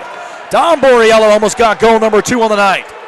Evan Clark-Deaver back the other way. Wrister from the just inside the blue line. And Benitez closes the door on the 5-hole and holds for the draw. With 8:58 left here in the second period. Face-off back into the Plum zone. 3-0. Mustangs on top. And there the Wildcats had a 3-on-2. And Moose took a long shot just inside the blue line. There was no movement to the sides. Nobody crashing the net for a screen or a rebound. It's just offensively, without Schmizzy, Latrobe looks unsure of what to do. He kind of leads the way for them, and he just they're just kind of searching for a leader right now offensively, and they didn't challenge as well as they should on that 3-on-2. Face-off won again by the Mustangs, but Rossi able to keep it at the left point. Big blast by Rossi. Gee, love. Glove save Benitez, and he holds for the draw. All right, I like the way Rossi's elevated his play here. He's kind of taken it upon himself to try to be that man, but he's on the blue line here for Latrobe. Right-handed shot. It was a blistering slap shot. It was a groovy glove by Benitez right there. See on the ice here for Greater Latrobe, Lane Ruffner, his first shift of the night, working the right point. Puck taken away, though, by Plum. And Adamski back the other way. A.J. Adamski trying to get through everybody. Drops it back for Dom Borriello. Good job by Ruffner to check it off. And push it over to the far side where Brantley Miller will clear it back into neutral ice. Louis Poprocki regrouping for the Mustangs to the left side. Now finds Colin Patton. Patton wraps it around. Ruffner in his own end finds Rossi. Rossi tries an outlet pass on the left side, looking for Miller off his skates. Into the Plum zone. Louis Poprocki with it there. Poprocki to Colin Patton. Patton comes out. Schlegel and Rossi collide. Clark Deaver regroups in his own end for the Wildcats. Pressured on the play by Schlegel. And the puck sent back into the Plum end by Brantley Miller. Gates looks at Poprocki, reverses direction, brings it back this way. Out now to Alexi Mance. Mance outlet pass, finds Baranowski through center red, breaks the zone, floater towards the net, goes wide, rebound, cut off by Powell with a couple of Mustangs bearing down on him. Maybe a little bit of pinball tried to be played there by Baranowski. Shut off the end boards, was hoping to get a chance to shoot it towards the net, but Powell put the glove down to cut it off. The pitchback, the springy boards behind Powell. He had to be alert to his left, smother that puck as it kicked back off the boards. Another offensive zone faceoff with Joyce on the dot. He wins it. Back to the point, shot to the net, taken there by Proskin. Deflects wide. Found by Joyce, tries to bring it out in front. Ferry takes it away. Moving it ahead now to Novak. Novak into the Plum zone down the left side with numbers. Novak in front, trying to find Ferry, breaking towards the net, but it goes wide. Ferry got in the way of Stein, who had opened up to try to receive that pass. Latrobe sustaining some zone time. The Wildcats have played much better here in the second period, but Plum with the only goal of the second frame. Add that to the 2 in the first period. 3-0 Mustangs where we stand now. Puhala brings it in. Joyce bumped by Schulteis. Puhala will play it around to the far side. Cole Ferry there for the Wildcats. Taken away on the play by Anthony Borriello.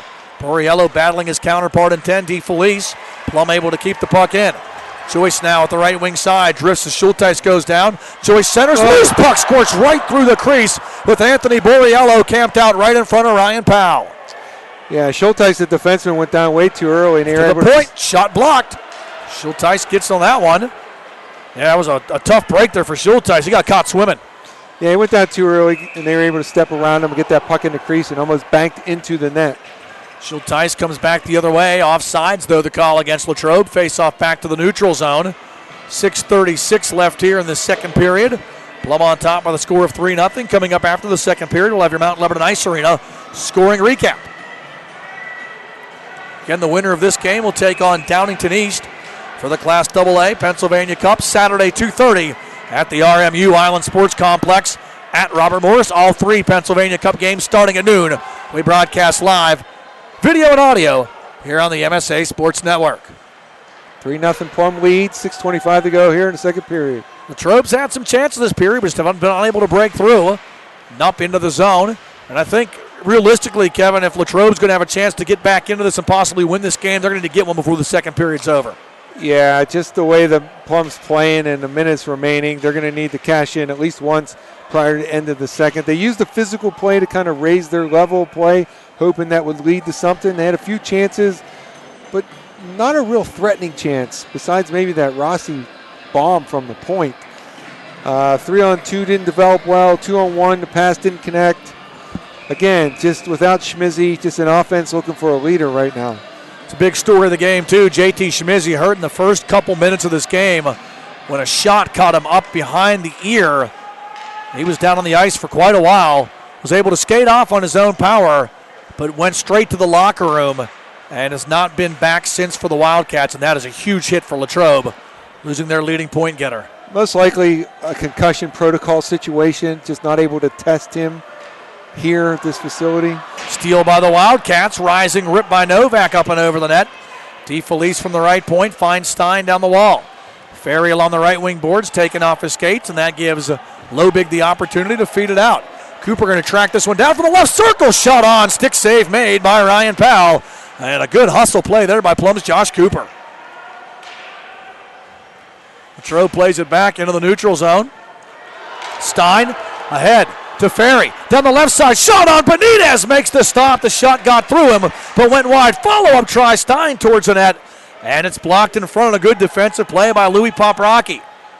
Yeah, the shot went to the short side as a left-handed shot on the left wing instead of the far side where it would have generated a rebound for his teammate. we're going to have an interference call. I think Latrobe's going to get their first power play chance of the night. Interference going to be the call against Plum's Josh Cooper. This is a big opportunity here for the Wildcats. They'll get the man advantage. Down 3-0 with 4:57 left here in the second period. And in desperate need of a goal to get back into this game. Again, we don't know the availability of JT Schmizzy, if he'll be able to pass concussion protocol and make it back in time for the third period. Because as you said, Kevin, they may have had to take him down the road to the UPMC medical facility up this way, which I think it's St. Margaret up here. Yeah, it's all speculation, but let's just say hypothetically it is concussion. They have to pass their test that they take at the beginning of the year. The name of the test escapes me right now. The Toozy. Back into the Latrobe end now. The Wildcats on the power play. Golden opportunity. They need a goal. Burkhart dummies the play up the right side. Clark Deaver, though, has it taken away as Dylan Joyce in the neutral zone for the Mustangs, sending it back into the Wildcats' end. It's an impact test. It tests your responsiveness to a bunch of common questions. Back into the zone. Plum dumps it behind the net. Benitez will cut it off. 1:20 left in the Mustang power play. Nolan Puhala shorthanded, trying to clear it out. DeFeliz kept it in for a second. But now Anthony Borriello back the other way for the Mustangs will send it back into the Latrobe end. Corey Gates will give chase and find the puck with 65 seconds of power play time remaining here for the Mustangs. Zach Kubitz up the left wing side, moving it ahead to Cole Ferry. Ferry into the zone, dumps it in. Hustling after it now is Blake Rossi. Rossi after the puck. Comes back to Paxton Knupp.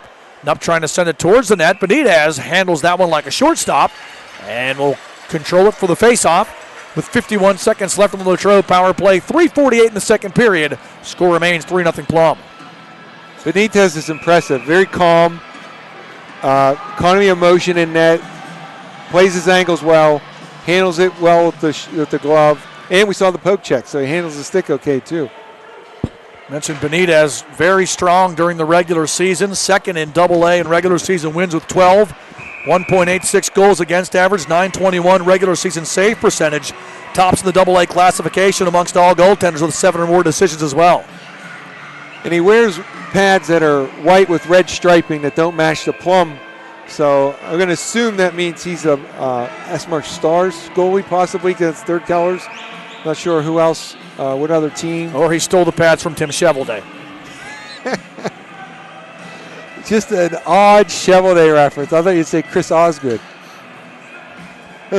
Another random reference. Yeah, a little more recent, though. A little more recent. I almost went to Elaine Chevrier. Nice. You're pulling all the stops. Pulling it back to 1989 when Plum last won that Pennsylvania Cup. That's what we need to look up at the intermission. 89 Detroit Red Wings roster. I'm going to say Tim Chevelday was on that team. If I'm correct, he was a rookie that year. I'm not making it up. I don't know a lot, Kevin, but I have a lot of useless hockey knowledge scored up. I used to. Then I hit a certain age and I started forgetting a lot of it. I used to have a lot of tops and OPC hockey cards back then. Yes, the OPC Canadian version. Yes. Delay in play here, which allows us to relive our childhoods. 3:36 left in the second period. 38 seconds left in the Latrobe power play. Plum leads by the score of 3-0. 2 first period goals. Anthony Borriello opened the scoring. Then Nolan Puhala with the PPG. Dom Borriello, the only tally in the second period, as the officials have some sorting out to do. Talking to both coaches.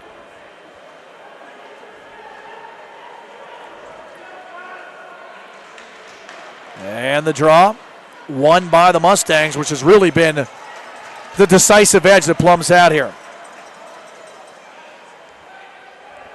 Back behind the net. Here comes an opportunity now for Rossi. Rossi going to find Novak. 23 seconds left on the power play. Rossi breaks the zone down the right side. Rossi and Lobig go to the boards. Lobig able to body him off. Rossi finds the puck on the feed from Knupp. Tries to bring it out, but shoots it off the side of the net. Schulteis tries to pinch, but Puhala will send it all the way back into the Latrobe end. 5 seconds left on the Wildcats power play, and they will not score with the man advantage, Kevin, and that's a tough break for Latrobe because they really could have used this goal. Yeah, they needed that. That was a good opportunity. We're now under 3 minutes. I got a message from a former assistant coach. Baseline test was I was looking for also. Up the right sideline. Up the right boards, that is. For some reason I said sideline. He's talking about concussions. Always makes me think about football for some reason. But Josh Cooper out of the box. And Plum, with 2.5 minutes left here in the second period, lead 2-0. Dom Borriello finds the puck down the right side. Tries to push it back across here to the near side of the rink. Nobody home. Penalty coming up behind the play.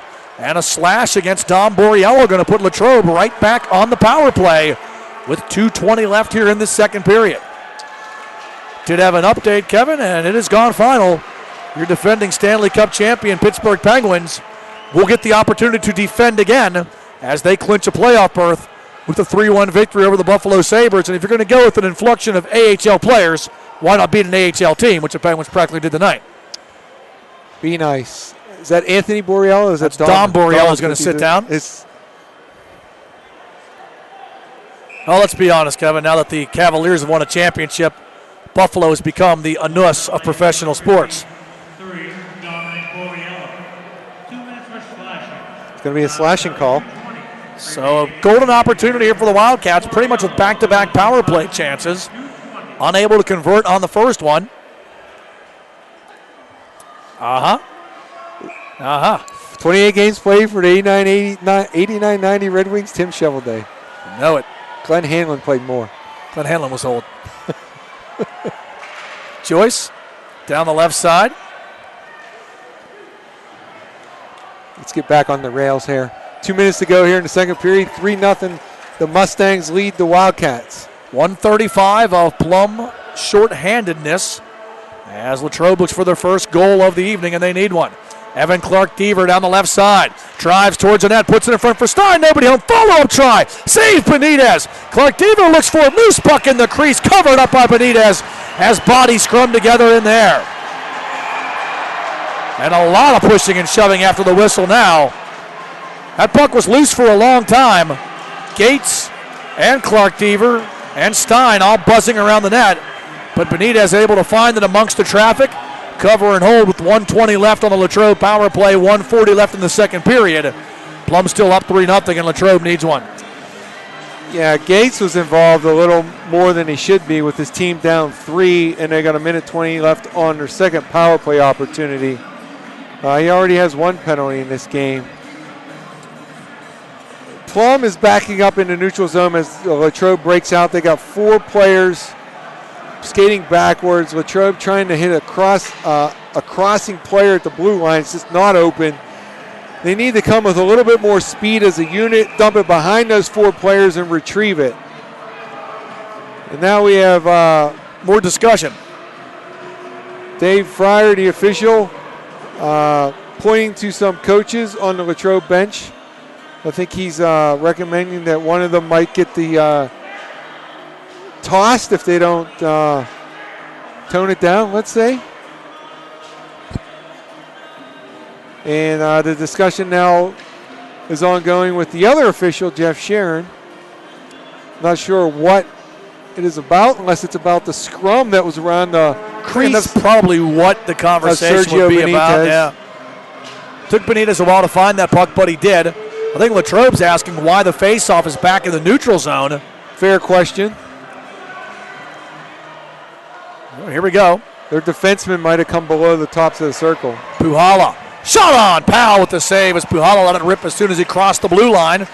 Powell makes the stop, but a break for Plum. It'll be a face-off on the Latrobe end with 1:12 remaining in this Wildcats power play. Just to explain that, when you have a little pushing and shoving and a little something going on, then you have the defenseman to come in. That will bring the face-off outside the offensive zone.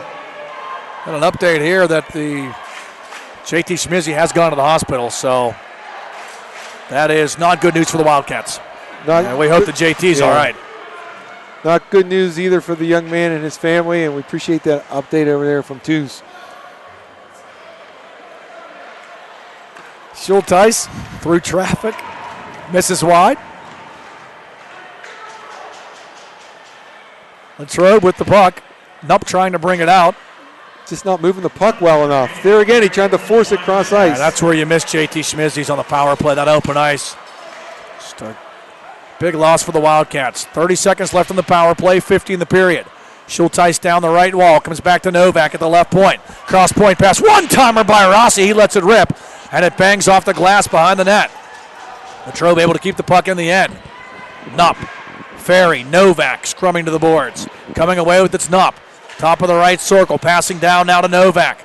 Novak tries to find room, comes back to Schulteis at the right point. Schulteis throws it to the net. Nupp deflects, goes wide. Ferry walks out front. Nupp's there, he scores!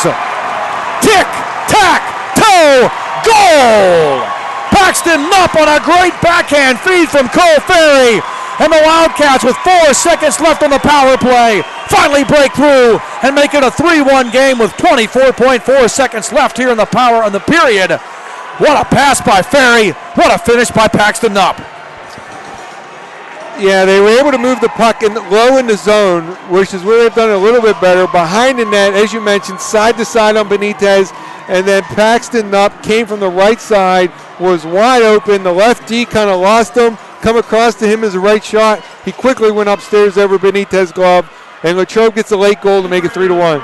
Power play goal by Paxton Nupp, his first of the playoffs. Evan Clark-Deaver dumps it back in with 12 seconds left. Benitez leaves it off. Lobig rammed into the board. Just Moose makes his presence felt again. 5 seconds left. Borriello back the other way. Rising shot. Powell makes the save. And he holds for the draw with 1 second left as Rossi gives Borriello a rough ride after the whistle.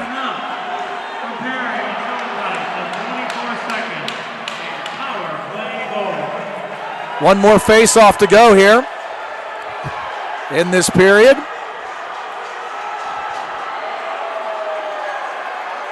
Gates, Borriello having a talk behind the net. Rossi, I doubt, is apologizing for pushing Borriello away from the net after the whistle. Big goal, though, for the Wildcats, Kevin. That was a needed goal. They got a power play goal and got one before the end of the second period, so they have a chance to get back into this one, down 2 going to the third. Obviously, it would have been better if they were able to convert on both chances in the second period on the power play, but 1 for 2.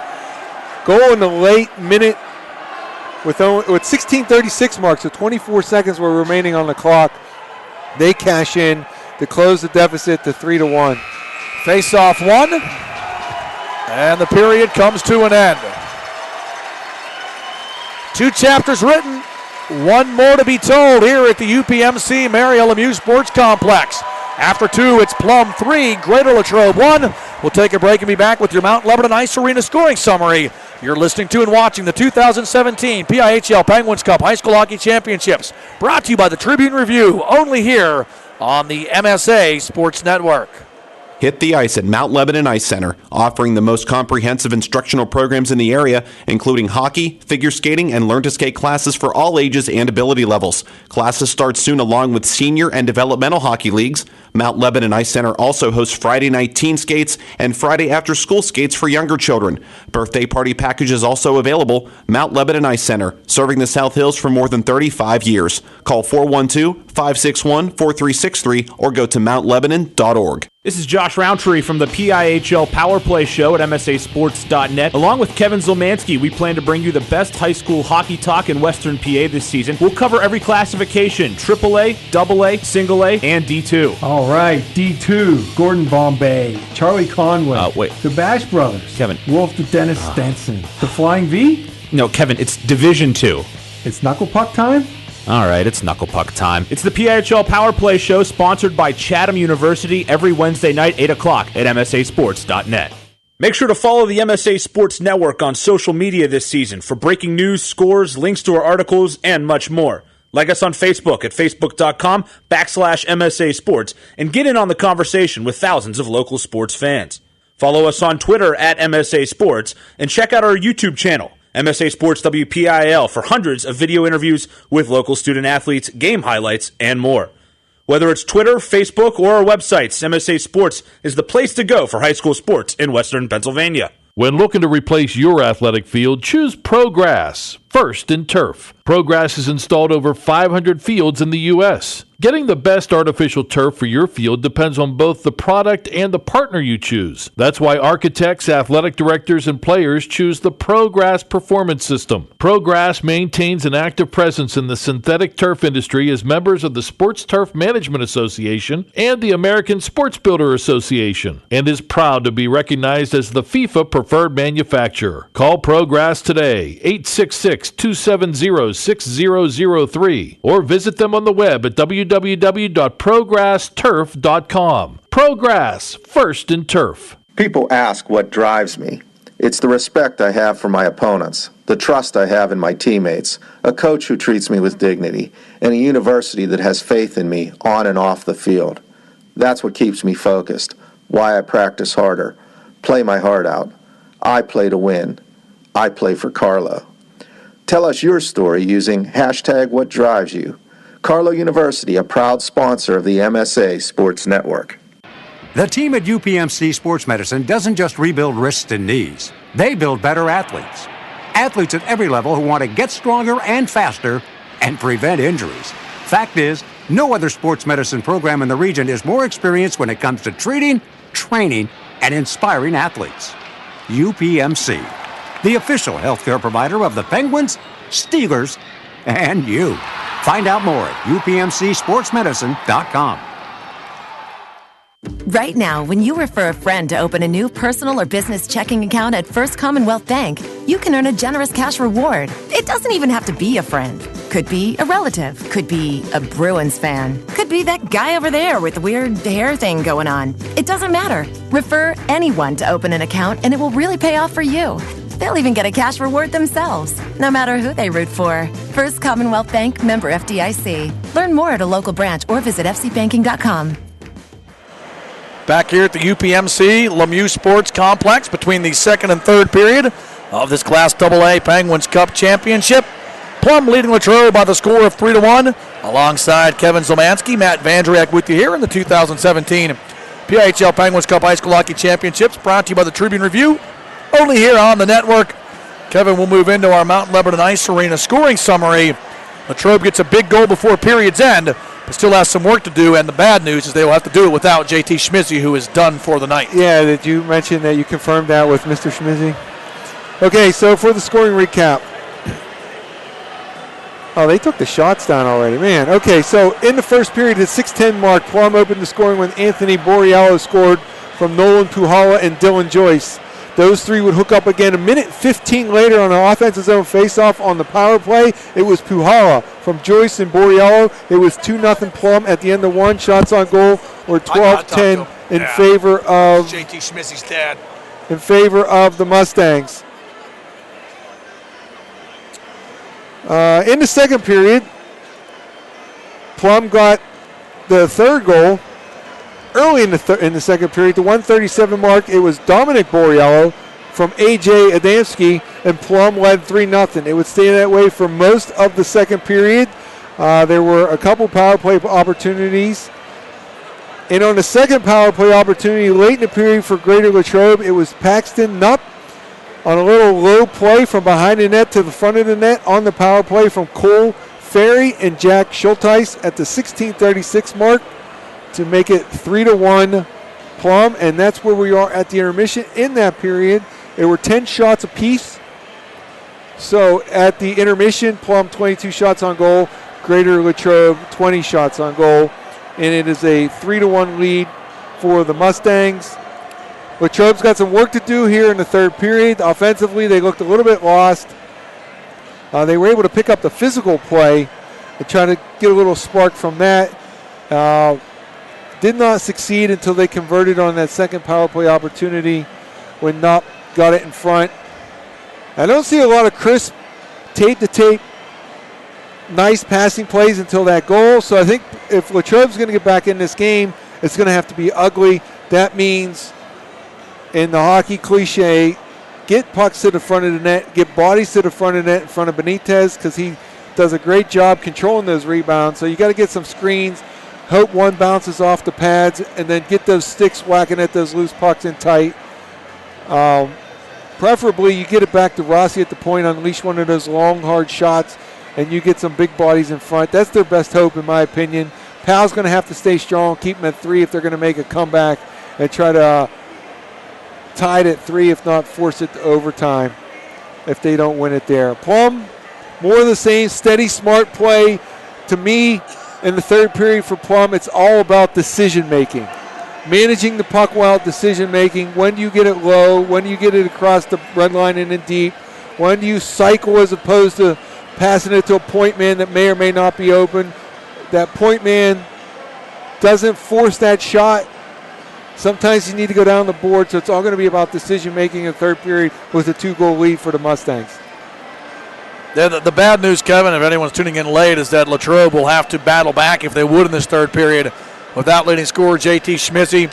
Schmizzy hurt just a couple minutes into the game with a shot that hit him kind of like the neck and the head area, kind of behind the ear. He actually went to where there's no padding, the medical facility up here. Not concussion related, but just doing some other testing and that, and is going to be unable to return tonight. So that's a tough loss for the Wildcats. Just a tough situation overall. It's a great season Schmizzy had coming into this, and you know what a difference he might have made going into this third period as the Mustangs lead 3-1, 2 in the first period, 1 in the second, and the Wildcats getting the last goal of that second period on the power play. So we will see what happens in period number 3 as the Zamboni continues to clean the sheet of ice here at the UPMC Lemieux Sports Complex in preparation for Plum and Law to get out there for the third period of play. And if you have no idea what we're talking about, the scoreboard just says PLLA and LLLA. LAPL and PLLA. Okay, so it's Lapple and Plala. And we have no idea why. Yeah, well, so it's no inside joke. Get the lack on this. Get the lack on this. Deuces, man. We'll take a break and be back with your third period of action. Plum leads Latrobe in the Class AA Penguins Cup Championship by the count of 3-1. You're listening to and watching the 2017 PIHL Penguins Cup High School Hockey Championships, sponsored by the Tribune Review, only here on the MSA Sports Network. Own your piece of hockey history with a Penguins game used jersey. Visit J&J Distributing at www.jjdistributing.biz and check out one of their largest selections of Penguins game-worn jerseys from your favorite Pens, past and present, or call 724-752-1556. J&J Distributing buys, sells, and trades some of hockey's most prized possessions, including the Penguins game-worn jerseys, Penguins practice jerseys, minor league jerseys, and new and game-used equipment. Browse their inventory today at www.jjdistributing.biz. This is Josh Roundtree from the PIHL Power Play Show at MSASports.net. Along with Kevin Zilmansky, we plan to bring you the best high school hockey talk in Western PA this season. We'll cover every classification, AAA, AA, Single A, and D2. All right, D2, Gordon Bombay, Charlie Conway, the Bash Brothers, Kevin, Wolf the Dennis Stenson, the Flying V? No, Kevin, it's Division 2. It's Knuckle Puck time? All right, it's Knuckle Puck time. It's the PIHL Power Play Show sponsored by Chatham University every Wednesday night, 8 o'clock at MSASports.net. Back here at the UPMC Lemieux Sports Complex, getting ready for the third period of action here in this AA Penguins Cup Championship alongside Kevin Zilmansky, Matt Vandriak, center ice with you here on the MSA Sports Network. 3-1 Plum leading after 2. And Kevin, the news is not good for Latrobe. Not only are you down 2 goals heading into the third period, but you're down your top scorer as well. JT Schmizzy failed by a shot early in this game. Really only played 1 shift, and that was about it. And that's a big loss. Schmizzy, the 4th leading scorer in AA during the regular season. He had 46 points. He was the 5th leading goal getter in AA with 25 regular season tallies. In the playoffs, he was leading the Wildcats with 3 goals, 3 assists, 6 points in their 3 games played. That's a tough loss, but it is. But the hockey season is such a long season, starting in August, and it's so difficult to get to this point in the Penguin Cup that you don't have time right now to kind of feel sorry for him and yourselves. You need to readjust, switch your lines however needed, best you can, and you need other guys to elevate their play because you just don't want to have an excuse. We know that Schmizzy is a talented player. He makes an impact. He leads the offense for the Wildcats. Unfortunately, terrible luck for him and the team and his family. He can't play the rest of the game. So they need to try something else, and yet someone else offensively needs to make something happen for Latrobe to try to tie this game, currently down 2 to the Mustangs, as we wait for the Zamboni to complete the resurfacing. And then Plala and LaPla can get back out there. Winner of this game will take on Downington East for the AA PA Cup Saturday 2:30 at the RMU Island Sports Complex on Neville Island. Downington East lost in the state championship to Erie Cathedral Prep 2 years ago. They also fell to Latrobe in their only other PA Cup appearance, losing to the Wildcats in 2010. All 3 Pennsylvania Cup games will be on the MSA Sports Network. Starting at 12 o'clock, we'll have the single A game as Bayard Ruston from the East takes on Franklin Regional, who was victorious 6-1 over Indiana in the Class A Penguins Cup Championship. The first game here at the UPMC Lemieux Sports Complex today. And then the 2:30 matchup will be the winner of this one and Downington East. And then the winner of tomorrow night's AAA matchup between Pittsburgh Central Catholic and Peters Township will take on Holy Ghost Prep in a 5 o'clock face-off on Saturday. Also tomorrow, the Division II The Division II championship between Carrick and Meadville will be decided here at the UPMC Lemieux Sports Complex. Both games tomorrow night will be broadcast. You can watch or listen on the MSA Sports Network. And the hat trick of state hockey championship Saturday for you here on your home for high school sports, the MSA Sports Network.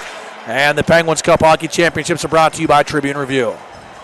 You will be on the call for the 2A state championship game. 2. Chris Lackner's favorite number. And then I will be sitting next to Steve Nagler for the 3A championship game. Not sure how he feels about 3. Saturday afternoon. So looking forward to those. But we have 17 more minutes of hockey here between Lappel and Plum. Plum and Latrobe. Plum leads 3-1 as they hold the Plum Mustangs off the ice, allowing some of the water to freeze. Zamboni did his job, but did it a little too well. As you can see, some wet spots here glaring off the ice, so they're going to let that ice sit in the hockey vernacular. We're going to let it sit so it doesn't turn to slush quicker. That'll freeze a little better. Get the squeegees out maybe would help. Squeegees. As we are... let's review that 1989 Detroit Red Wings roster again. As we're filling. We're stretching and filling really here. Stretching. I told you Tim Chevalier was there. Let's go back over the path to the 2A Penguin Cup. It was Latrobe 5-4 over Mars in the playing round, and then they pulled the upset over the West #1 seed Moon Tigers 6-3. And then in the semifinals last Tuesday, they beat Quaker Valley 6-3 to earn their spot here against the Plum Mustangs. Plum was the East #1 seed. They played Shaler after Shaler beat North Hills 5-4 in overtime. In the first round, it was Plum 5-2 over Shaler, and then the same score last week, Plum defeated Hempfield 5-2. Hempfield, of course, beat Mount Lebanon also 5-2, so a lot of 5-2 scores there on the bottom half of the bracket. I did that Mount Lebanon Hempfield game. Hempfield was impressive. I thought they'd give Plum a better game, but Plum prevailed 5-2, and now they lead Latrobe 3-1 here as the players return to the ice after the Zamboni resurfaced. And 17 minutes left. And that is the path to the 2A Penguin Cup Championship. Again, the Mustangs looking to raise the cup for the first time since 1989. It's a long time ago. At that point, Billy Vanilli was still blaming it on the rain back then, I think. At that point, Matt, I'm not even sure it was called the Penguin Cup. It was just you had the state playoffs. You won the West. They played the East. I'm trying to remember way back when I finished my last year in 1988 at Central playing. I don't remember it being called the Penguin Cup at that point until the Penguins came on board. I might be wrong about that. But once again, I hadn't even reached high school yet. I don't remember that far back. Plum was a nascent hockey program back then with a lot of guys that made their bones in the Eastern Hockey Association that played out of Golden Mile Ice Arena and no longer in business. A lot of those guys did a lot of work on that to help build it, and as a result, they got a chance to skate in the summer, and they really improved their skills and formed the nucleus of that team. It was a really good team in 1A back then. went on to beat Cardinal O'Hara for the state title. 10-4. And they haven't been back since. That's a long time ago. I could drop a few names from that 89 team, but I don't remember all of them, so I don't want to shortchange anyone. That's 28 years ago. I know. It's wow. The memory goes. Like I said, I was teammates with some of them on an amateur team, and there's some Plum alumni here. I saw the legend Joe Piccolino. Was a winger of R.J. Umberger's back in the day. He scored a goal, too. Yeah, he's here in attendance. He had a couple of points, I'm guessing. He did. Went on to play Duquesne for me, and is one of my coaches at Central for a while. Helped with the freshman team. Worked his way up. As we're looking, Jeff Sharon has the puck at center ice. Borriello's out here with Puhala. And Dylan Joyce, first line for the Mustangs. And it's going to be Nupp along with Novak and Frary for the Wildcats. Right to left, the Wildcats move the puck, dumping it back behind the Plum net. All the way around it comes. Mustangs with it, and they'll break out. Trying to, again, as Kevin said, win their first Penguins Cup since 1989. Shot to the net from a tough angle. Pad save made on that try by Borriello, that being Anthony Borriello. Breaking the zone now are the Mustangs. And the Wildcats, rising shot by Rossi, and the save made by Benitez as Logan Rossi in tight tried to raise that one over the left shoulder, and Benitez fights it off. Kubich trying to push it down the far side. Stolen away. Paxton Nupp, who has the only Wildcats goal, goes behind the net, battling on the play there with Dylan Joyce. Back behind the net it goes. Cole Ferry set up that goal with a great pass. Able to find the puck. Lobig takes him to the boards. Taken away by the Mustangs. And out they come with it up the near side. Nupp battling against Anthony Borriello. Borriello putting it back behind the net. Plum will take it there. Lobig up the far side. Goes to Puhala. Kept in at the right side by Kubitz. Good opening shift for the Wildcats. Puhala trying to get it out. Kubitz will find it again. Another crack at it here. Joyce cut off by Clark Deaver. And Novak pushing it back behind the Plum net. Outlet pass coming all the way back into the Latrobe end. Icing going to be waved off. Powell will step out of the net. Play it around here to the near side. All the way back to the neutral zone. Proskin throws it in. Powell fighting it off with the pads. Cross ice feed to the left side. Goes to Rossi. Rossi sending it out. Proskin watches it go beyond his extended blade. Icing the call against the Wildcats. Brings the face-off back into the Latrobe zone to our right. 15-12 left here in regulation. And a 3-1 Mustangs lead. 2 in the first period. Off the sticks of Anthony Borriello. Then a power play tally by Nolan Puhala. Second period goal by Dom Borriello made it 3-0 Mustangs. Period closed with a goal by Paxton Nupp. And that's where we stand now. Mustangs with the puck. Centering feed goes wide, comes all the way back out. Proskin trying to push it in. Has it taken away by the Wildcats. Back to the neutral zone. Puck slowed down. Outlet pass comes to Schulteis. Schulteis trying to move it ahead to Miller. Into the zone. Mascaro back checking there for the Mustangs. Pop Rocky over to the far side. Has it taken away now by Mason Proskin. Proskin pushes it ahead. Clark Deaver takes it away. Into the zone. Evan Clark Deaver dumping it back behind the net. Corey Gates going to give chase for Latrobe. Finds it, puts it in front. Clark Deaver in tight, drives to the net. Save made by Benitez. As the power move was tried there by Moose, but Benitez will have none of it. Schulteis, big blast, save! Benitez with the left pad. No one can really get in a threatening position there. Moose had it, but he tried to turn it over and never got, good velocity on that shot. Plum trying to break it out now. Pop Rocky back the other way, pushes it ahead. DeFelice tries to shoulder him away. Both players will go to the end boards. DeFelice finds the puck. Coming on now for Plum is Alexi Mance. Mance playing it here to the near side. Brantley Miller for Latrobe. Trying to find the puck. Mance after it. Schlegel will feed it down the boards. Centered across the ice by Latrobe. Miller takes it, pushing it ahead to Evan Clark Deaver. And we have a high stick on the puck. On Nance. So it'll be a break for the Wildcats.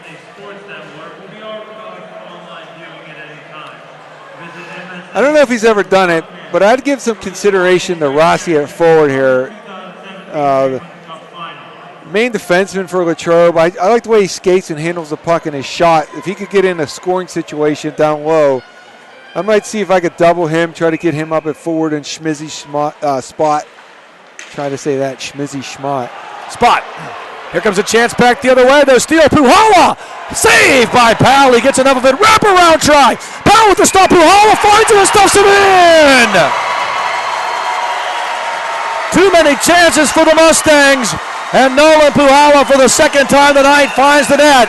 Powell made 2 saves, but the puck was still loose along the near post. And Puhala picks it up and stuffs it behind Ryan Powell. 4-1 Plum on top. 13:24 left in the third. It was a long shot. It was a 2-1 to develop that in neutral zone. Long shot, hit the glass, and then he continued on, picked it up on the wraparound, and just no help from the defenseman there. He was able to take another whack at it. It was hard to tell if the first one went in or if it was the second poke at the puck, but Puhala extends the lead to 4-1 for the Mustangs. There was the second crack as Powell got the pad across to stop the first one. Latrobe still pushing, though. Burkhart trying to battle back towards the net. And out it comes. Up the left side. Here come the Mustangs. Rising shot. Powell gloves it and holds. Face-off will be in the Latrobe zone. They went with Borriello.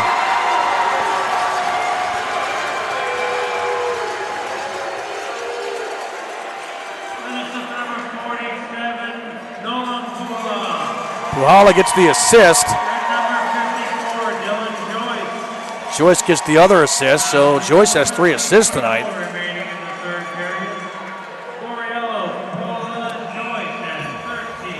I don't know, Kevin. Well, we'll see if they correct it. Latrobe ices the puck from the face-off.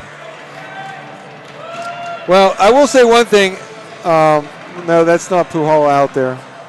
I want to see when he gets another shift. Puhala is a left shot. He's been taking those offensive zone shooting position from Dylan Joyce.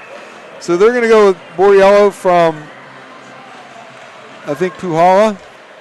And there was one other assist there as I get it. Joyce. And Joyce. So those 3 hook up again for the Mustangs. 9 points for those players.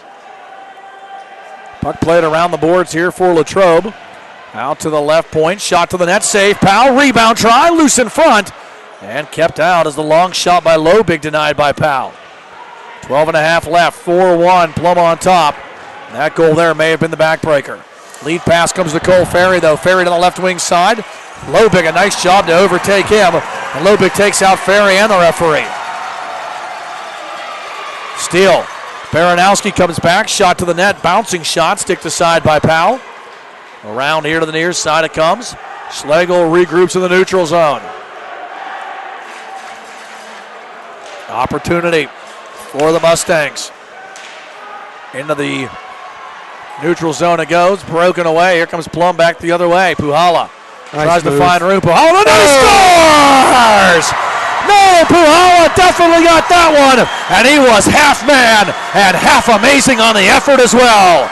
5-1 Plum with 11:50 left in regulation. Nolan Puhala puts the mesh in motion for the second time tonight. And the Mustangs 11:50 away from their first Penguins Cup since 1989. Well, Puhala was just dancing right there. He came down with a little bit of speed on the right side, left shot.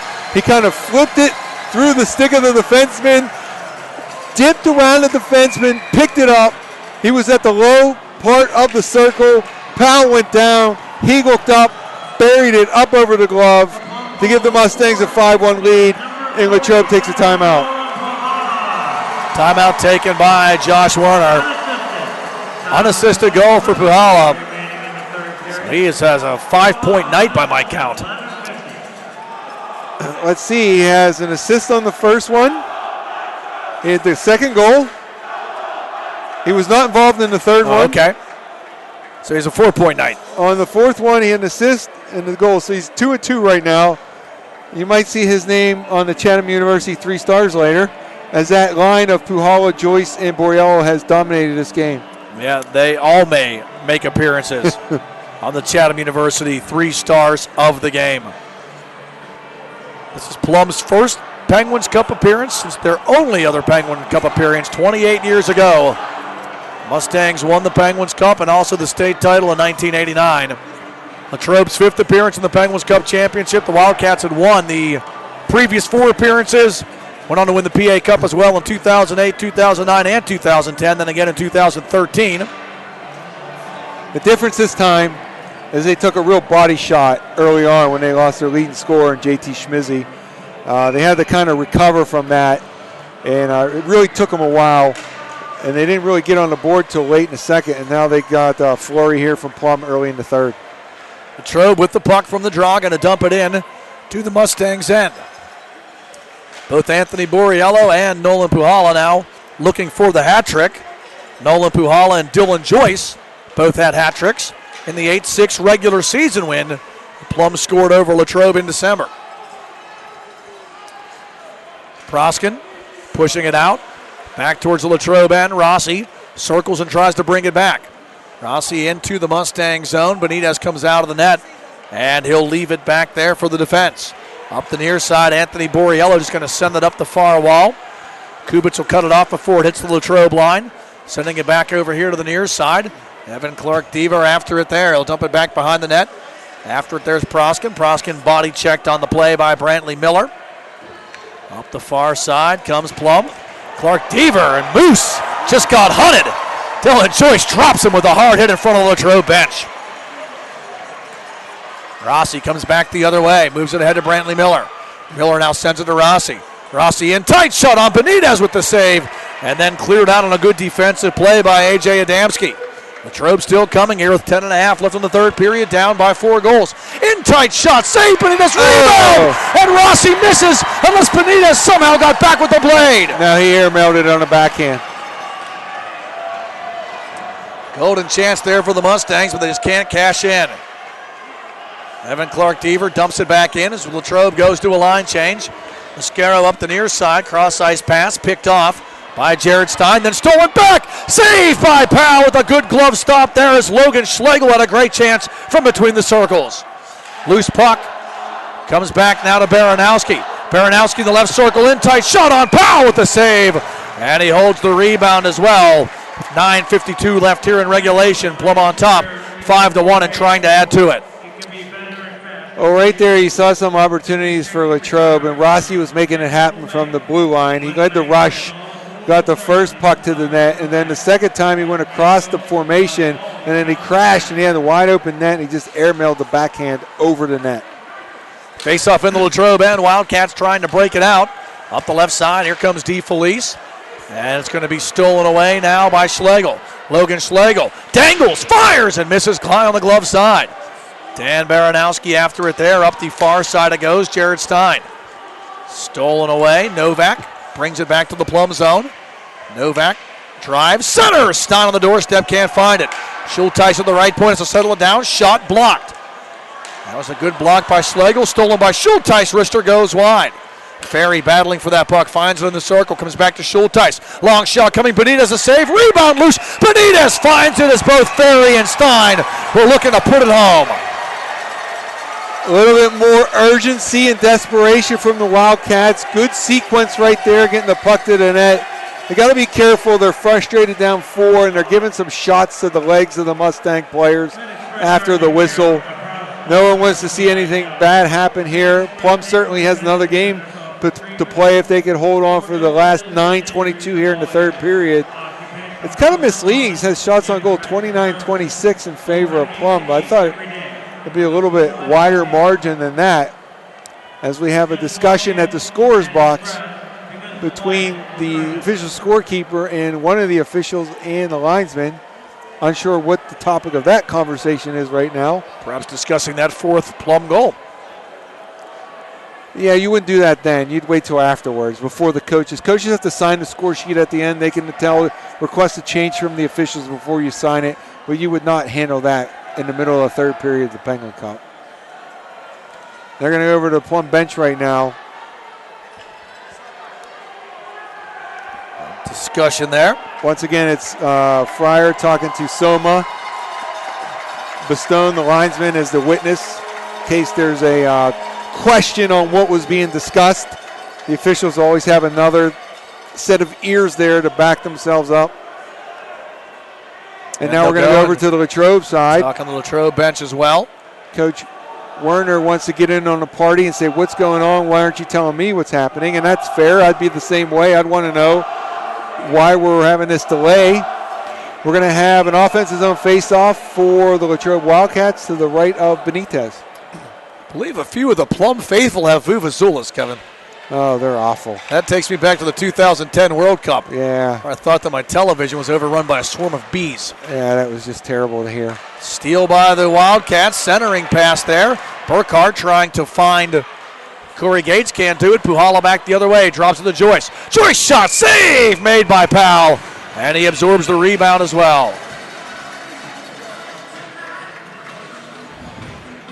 9:04 left here in the third. 5-1, Plum leads Latrobe. Or Lapple over Plum, depending on how you're looking at it. There's really no explanation for why that's on the scoreboard.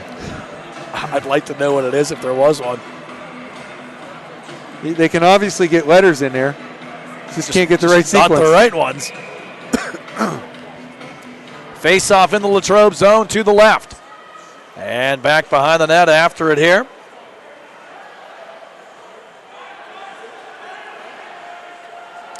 And you see Sensi sending it deep. Plum's going to want to get the puck deep, keep the clock moving. Few whistles as they possibly can get here as Joyce controls it around the net.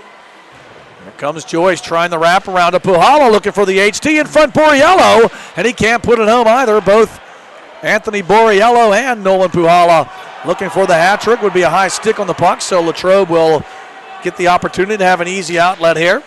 Nupp will take it through center, Ed deflecting it into the Plum zone. Puck taken there by Lobig. Back to the neutral zone. Adamski going to drop this one back now to Dom Borriello. All the way around it comes. Nupp going to be called for a penalty here as he put the shoulder into A.J. Adamski. And now players mix it up. Gates gets thrown down. Burkhart dives into the pile. And things getting a little bit nasty here late in this third period. Yeah, this is what happens when some teams face elimination. No one likes to see Plum player down, too. Looks like it's Connor Sensi. Nupp going to get the penalty. I don't know if that was head contact or not, Kevin, but... Well, he didn't make a play on the puck. He went for the hit. So when you don't make a play on the puck, that's considered interference. Could be a head contact one also. And the fans of Latrobe are thrilled with the fisticuffs when they're losing. The students always want to see that happen. Well, there's no such thing as fighting in the PIHL, right. So they like to see the little pushing and shoving. It's going to be... Burkhart's going to get an extra penalty for whatever he was involved in after the play. I'm not sure if any of the Mustangs are going to pick it up or not, but...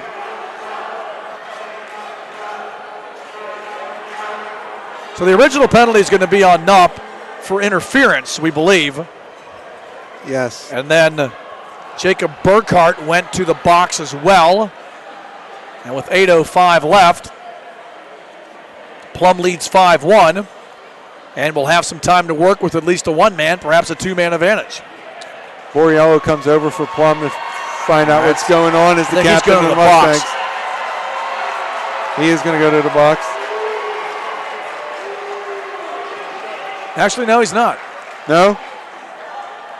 Somebody else is going to go. He's waving over his Dom brother. Borriello. Yeah, he's going to go to the box. He got the wrong Borriello. He sold out his younger brother. He's going to put him in the box, I guess.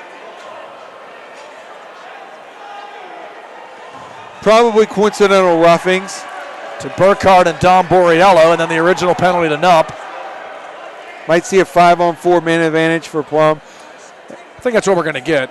Yeah, it's unfortunate here. When the teams face an elimination, they tend to react. They particularly tend to react when there's a lot of students here.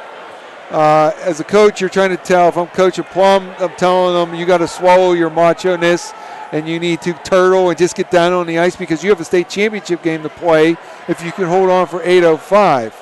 And that's what you need to do and not worry about retaliation to anything that Latrobe does. And Latrobe needs to remember back for when they won Penguin Cup championships and not do anything like that to start something that's unnecessary and unfortunate. So 8:05 to go. Plum leads 5-1. We have 2 minutes on the clock for Don Borriello. All right, well, we'll see while they sort all this out. A lot of delays here in this third period. Yeah, especially with a late start, 8:30. We're now 10:24 on the clock. And you got a long ride home, and we got some work to do after the game ends. Yeah. It'll be a long night. So they'll go back to the benches to explain. I don't know where else to go here as we look to Phil. Reminder that the state championships are Saturday. They're going to hear all three classifications here on the MSA Sports Network. Starting at noon, then at 2:30, then at 5. And you don't want to see any Mustangs tossed because then they'll be suspended for Saturday's game. And there we see Nupp and Burkhart on the Latrobe side with 2 minutes each. So I think the way we anticipated it's going to shake out, it's going to be 2 for the original penalty, either interference or roughing. And then we're going to have 2 roughings on Burkhart and Don Borriello for Latrobe and Plum respectively. And Nupp is going to the locker room. So it's going to be that could be a 5-minute major on the board. Okay. I think that's where the officials are pretty much at now, Kevin, is they're not going to put up with too much more of this. So it would be unusual if it's 5-minute interference. So it's going to be more of a roughing, head contact type deal. Yeah. Boarding would be the appropriate call there. So Nupp is probably got 5 in a game because there's 8 minutes left in the game. He would come back, but they send him to the locker room. Yeah, so he got the major penalty and probably the 10-minute misconduct on top of that. And then, as you said, another penalty on the board for Burkhart. Don Borriello's also in the penalty box for Plum. That penalty's not on the board right now. But then we're going to have a 5-minute 5-on-4 Plum power play. We're waiting for the update to go through the Point Streak site. It's been a lot of discussion down there, a lot of entering one letter at a time, so nothing. We're going to get the announcement momentarily. I do see 5 Mustangs having a chat around the offensive zone face-off circle. I think it's going to be 5-on-4. I think that Burkhart and Don Borriello both picked up roughing coincidental penalties.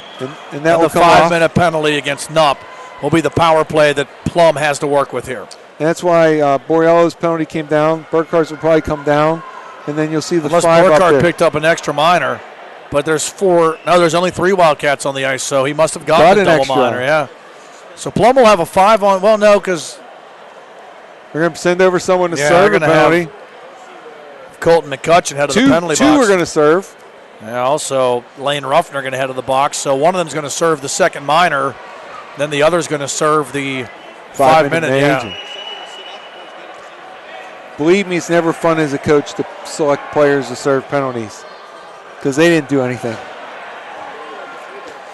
All right, so 7 minutes of penalty time on the board against Paxton Nupp. So I don't know if I've ever seen that. Usually they would put 5 and 2.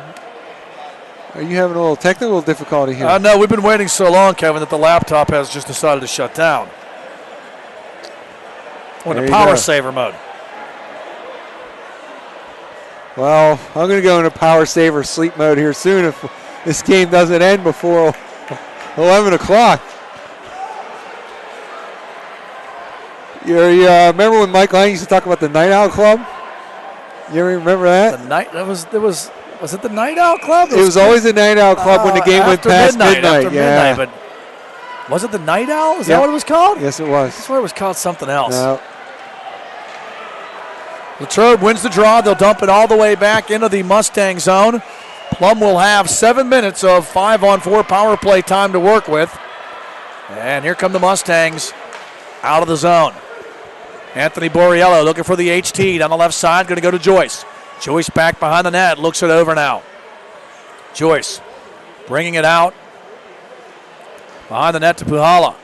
Puhala also has two. Play it two ways, try to kill the time, or you try to score and get the running clock. Lobig with the shot, blocked in front by Rossi. Rossi trips over the stick of Schulteis, but sends it out to the left side. Puck kept in there by A.J. Adamski. Adamski down the wall. Puhala with it, fires off the outside of the meshing. After it now is going to be Anthony Borriello. Back to Adamski. Switching spots. 2 minutes for roughing. Here we go. Adamski to Joyce. Joyce brings it out. Just slowing it down, throws it towards the net, and Powell gloves it down with Puhala on the doorstep looking for the redirect. Paxton Cup, 2 minutes for interference, a 5-minute major for head contact, and a game misconduct. All right, so to sort the penalties out, Kevin, we had coincidental minors against Jacob Burkhart and Dom Borriello. Burkhart got 2 for charging. Borriello got 2 for roughing, and Burkhart picked up a 10-minute for charging. That's a strange call. And then Knopp got 2 for interference, 5 for head contact, and a game misconduct. Plum with the puck, trying to set it up, centering feet in front. Cleared away by the Wildcats, Evan Clark-Deaver. Back into the Plum zone, Louis Poprocki. Going to send it out now, looking for Alexi Mantz. Mantz to Dan Baranowski, who breaks the zone. Baranowski backhand pass across the ice. Poprocki rushing in. Finds the puck, pushing it back behind the net. And it's back behind the cage there. Mantz looks it over. Sensi wants at the point. Mantz walks out and fires it just wide. Poprocki at the left point, slows it down. Sends it towards the net. Clark-Deaver for Latrobe. Kicks it to himself. Brings it through center red. Short-handed rush back the other way for Evan Clark-Deaver. Against Sensi. Clark-Deaver lowers his shoulder against Poprocki with the short-handed forecheck. 4:50 left here in this Plum power play. And Evan Clark-Deaver, a one-man wrecking crew in this forecheck. 1 against 4. Plum finally able to find that puck and bring it out. Sensi up the right side. Pushing it to the left now to Borriello. Borriello breaks the zone. Anthony Borriello. He has 2 on the night. He'd like to maybe get a hat trick. Battling against Evan Clark-Deaver, who breaks out. Clark-Deaver crosses center right into the zone. Sensi moving it ahead now to Anthony Borriello. Borriello up the left side, goes to Mason Proskin. Proskin dropping it back. Now he's going to bring it the other way. Proskin into the zone against everybody. Taken off the play there by Kubitz. Coming back to the right point. Patton with it. Cross point pass now. Proskin rising shot. Powell with the glove. And he holds for the draw. 5:08 left here in this third period. 4:03 remaining on the Latrobe power play. On the Plum power play, and a 5-1 Mustangs lead. Yeah, it's just going to be coming upon Plum to keep the puck in the offensive zone for as long as they can and try to work off as much of this clock as possible while staying out of any scrums. Mustangs with the puck behind the net, going to find Puhala. Puhala has 2 on the night, and he drops it back behind the net. Controlled there, Joyce in front, hat trick!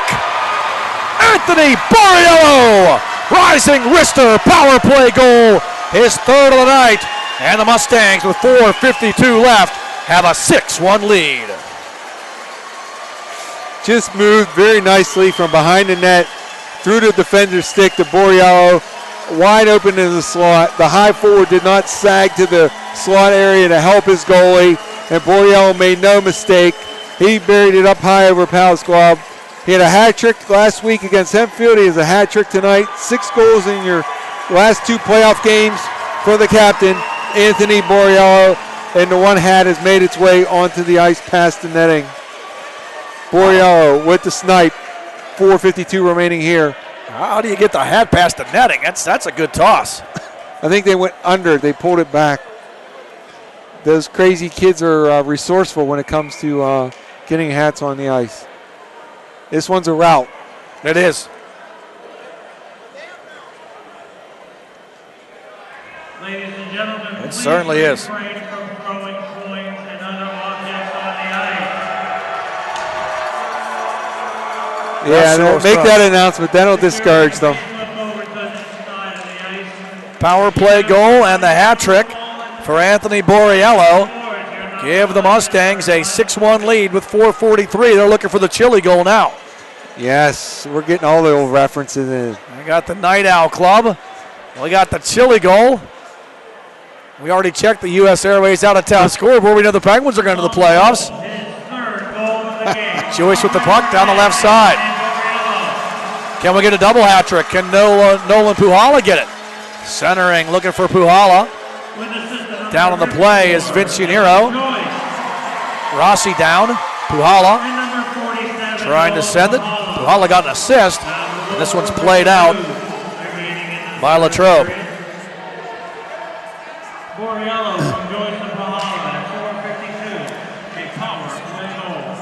Well, you've heard of the Three Musketeers. Tonight it's the Three Mustangs. It's been Borriello, Joyce, and Puhala. Unstoppable force all over the Wildcats here as they've picked up, I think, 12 plus, maybe 12 points, if not more. Schulteis fires. I'll let you do the math on that. I was a journalism major for a reason. 13 points, I believe. We'll count them up later on.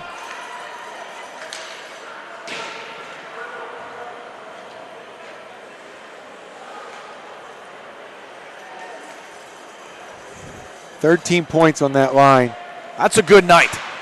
That's doing some work. That's how you lead your team to a Penguin Cup victory. Your first one in 28 seasons. 3 minutes and 8 seconds remaining here in regulation. 6-1, Plum in the lead. Hat trick for Anthony Borriello. And Nolan Puhala looking for the double hat trick.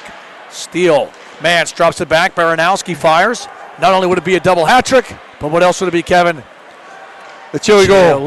Chili. Except it's not 1989 when Plum last won the Penguins Cup. They were giving away chili at the Mellon Arena. I'm not sure if they were giving away free toilet paper afterwards. Where is Harry the Whale? Right in front, shot on, blocker save made. Speaking of the Whale, we made some brass bonanza here tonight. Remind me of the Hartford Whalers. Bring it home. I'll get the trumpet out here for a second if you want. Look at you with the mouth trumpet. We're really off the rails now. Yeah, well, it's 6-1. There's 2:18 left, and it's almost 11 o'clock. Even the media has left early to get down to the Plum locker room. Well, we'll get in there later. The writers, I should say. Yeah, we're part late of the shift media. here. After it is going to be Lane Ruffner. Puck going to be cleared all the way back into the Mustang zone. 2 minutes left in regulation. Plum still has 53 seconds of power play time to work with. Remember, Kevin, because of the major penalty, that's why that 5 minutes stayed on there. So that goal was actually scored on the minor, but the major penalty stays on. Brantley Miller, good hip check at center ice, forces Sensi loose, and he drives the puck back. Pad save made. Benitez, loose puck in front, trying to stuff it in, and Gates can't get it past Benitez, who makes the save, and then Gates laying on top of Benitez. Ripped off his helmet. I don't know if Gates did or if the scrum did, but Gates has the mask, and he's going to just hand it back to him, so I don't think he wanted the mask there. Well, what happened was Gates was pushed down onto, I think it was Sensi pushed him down onto Benitez, but he was more than happy to fall down there and stay down. And then the Plum players took exception to Gates being on Benitez, and so it was time to play the feud. And they got up and pushed around a little bit, did a little do-si-do and dancing here. Well, what you don't want is something happening to Sergio Benitez right now. Right, exactly. So Sensi's going to pick up a penalty. And that's for the push, I think. Yeah, I think you're right. And we'll see if Miller, who got into the scrum with Sensi, will pick up one or not. We have 99 seconds remaining in the 2A 2017 2A Penguin Cup. And we have the first Penguins Cup since 1989 for the Plum Mustangs.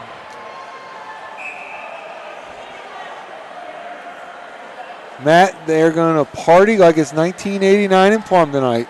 Or 1999 if Prince was still alive. He wore purple a lot. Yes, he was. It's going to be purple rain. It will be purple rain. It's going to be purple rain in Plum. They're bringing home the cup. I shouldn't say home, they haven't had it 28 years. But they're going to bring the cup home. And they will play Downington East on Saturday afternoon at 2:30 for the Pennsylvania Cup at the RMU Island Sports Complex. Again, coverage of all 3 Pennsylvania Cup state title games will be on the MSA Sports Network starting at 12 o'clock with the Class A battle between Franklin Regional and Bayard Rustin. A rematch from last season, Kevin. But the difference between this season and last season is that Franklin Regional wasn't really expected to make it as far as they did last year. They were an upset team in Class A, and Bayard Rustin was strong last year. I think this is a much better Franklin Regional team this year. Sorry, Plum just took a timeout. Coach Soma reminding his guys we have another game. Stay away from the unnecessary extracurriculars. Don't get ejected. I was in Pagula Arena in State College last year watching that game. It was dominated by Rustin. Franklin Regional really didn't have a chance. Those teams out east have been really good, really talented the last few years. We'll see if Franklin Regional is better prepared for them. They just have a lot of big schools, bigger schools than we have here, and they have a lot of talent. So we'll see if Franklin can look to bounce back from their defeat last year in the 1A championship game Saturday. And we'll see if Plum can go 2 for 2 in school history as far as Pennsylvania Cup wins go as well. As Kevin had mentioned, they beat Greensburg Central Catholic 5-3 for the Penguins Cup and then hammered Cardinal O'Hara 10-4 in that state title game. At the time, Cardinal O'Hara was a real power in hockey out east. They've kind of been under the radar recently, but penalties over to Latrobe, so the Wildcats actually have a minute. Will be on the man advantage for the remainder of this game unless they strike again. Here comes Logan Rossi trying to go through everybody. Gets a shot on goal. Was deflected. Benitez gets a pad on it. Puck comes back around here to the near side. Rossi tries to drive out. Gates finds it, pushing it in front. Looking on the play there for Colton McCutcheon. Comes back to the left point. Rossi slows it down the near wall. Novak comes back to Rossi. Rossi through traffic, shot blocked in front. Good job by Plum's Matt Hartling. Latrobe keeps it in.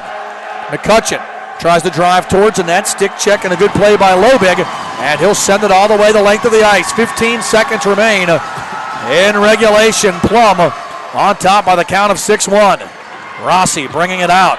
One last rush for the Wildcats. Rossi coast to coast. Circle shot coming, blocked in front by Lobig. Count it down, Plum. For the first time since 1989, the Plum Mustangs win the Penguins Cup. The number 1 song at that time, Paula Abdul. Straight up now, tell me, Kevin, who's your Penguins Cup champions in 2K17? It's the boys in white, gold, and purple, the Plum Mustangs, bringing it home. All kinds of musical references, but it is time for the Purple Rain, the Mustangs. They got people getting out on the ice. I don't know how they got out there. Where's security closing the door? The students are rushing the ice. Or they're scratches. I think they're scratches. I don't think the students are rushing the ice. Some of them are. Their security pulls some guys off. So it was some students. Oh, wow. Celebration for the Mustangs. They win the Penguins Cup. We will take a break and be back. We'll wrap things up with your Mount Lebanon Ice Arena post-game scoring summary, as well as your Chatham University 3 stars of the game. Plum beats Latrobe by the count of 6-1. We'll be right back to close it up for you. You're listening to and watching the 2017 PIHL Penguins Cup High School Hockey Championships, brought to you by the Tribune Review, only here on the MSA Sports Network. The only place to turn to listen and watch the PIHL Penguins Cup playoffs is right here on the MSA Sports Network. We have audio and video coverage from the first round all the way through the high school hockey championships. Plus, we will have nightly recaps of all the action. The broadcasts, the interviews, and the write-ups of the PIHL Penguins Cup playoffs are only here on the MSA Sports Network. High school wrestling is in full swing for yet another season, and Inside of WPIAL Wrestling Circle is here to cover it every step of the way. But to bulk up our coverage, we had to bring in some help. But if you help, what's your favorite color for the town? No, not that help. Instead, we turn to the Pennsylvania Wrestling Man of the Year. I'm Jeff Upson of PA Power Wrestling. Each week we will break down the matches, the tournaments, and more to give you the most in-depth analysis of wrestling like you've never seen before. Listening to Inside the WPIAL Wrestling Circle every Monday night at 7, only here on the MSA Sports Network. Hit the ice at Mount Lebanon Ice Center, offering the most comprehensive instructional programs in the area, including hockey, figure skating, and learn-to-skate classes for all ages and ability levels. Classes start soon along with senior and developmental hockey leagues. Mount Lebanon Ice Center also hosts Friday night team skates and Friday after-school skates for younger children. Birthday party packages also available. Mount Lebanon Ice Center, serving the South Hills for more than 35 years. Call 412-561-4363 or go to mountlebanon.org. Chatham University in Pittsburgh, Pennsylvania is located on a stunning campus in the middle of a city of 70,000 college students. We offer challenging academics with over 40 majors, superb career preparation, and over 60 clubs and organizations. From the Literary Magazine and Drama Club to the League of Student Voters and pre-professional organizations. We also offer 16 Division III men's and women's sports, including men's ice hockey, starting in fall of 2017. For more information, visit chatham.edu/explore. Back here at the UPMC Lemieux Sports Complex in Cranberry, wrapping up the Plum Mustangs Penguins Cup Championship as they defeat Latrobe 6-1 in the Class AA title match, the first Penguins Cup Championship since 1989. And the Mustangs on the ice being presented with the 2K17 Penguins Cup. They will take on Downington East Saturday afternoon. Matt Vandriak, Kevin Zolmanski with you here on the MSA Sports Network. Kevin, you have a long list in front of you because it's time for the Mount Lebanon Ice Arena post-game scoring summary. I'm going to take a breather and let you have at it. Thank you very much there, Matt. No more old musical references here, just straight statistics. Debbie Gibson, Lost in Your Eyes, was also number one the week after, just in case you're wondering. You were doing some research today. I did happen to check it out. We had a break. I mean, I had to do something. I thought I was sitting there talking about the U.S. Airways out-of-town scoreboard in the Night Owls Club. Heavy metal reference, but okay. There was a song, I'd have got it on there. I got nothing. It's confirmed. I was holding out for some Guns N' Roses. Didn't happen. Anyway, Mount Lebanon Ice Arena scoring summary. Okay, 2 goals in the first period, both by the Plum Mustangs. 6:10 into the first period, it was Anthony Borriello from Nolan Puhala and Dylan Joyce. And you're going to hear those 3 names frequently. Minute 15 later, it was Puhala on the power play from Dylan Joyce and Borriello. 2-0 Plum at the end of 1. Into the second, it was the brother Borriello, Dominic Borriello, from AJ Adamski. At the 1:37 mark, 3-0 Plum. The only goal of the game for the Latrobe Wildcats, Paxton Knopp on the power play from Cole Ferry and Jack Schultes at the 16:36 mark. At the intermission, it was 3-1 in favor of the Mustangs. Into the third, where it got a little crazy, a lot of pushing and shoving, and at the 3:36 mark, it was Borriello again on a wraparound from Puhala and Joyce. And then just about 2 minutes later, it was a sweet solo flight by Nolan Puhala. He danced around the defenseman, dipped around him after he pushed the puck through him, and then went top shelf where they hide the cookies.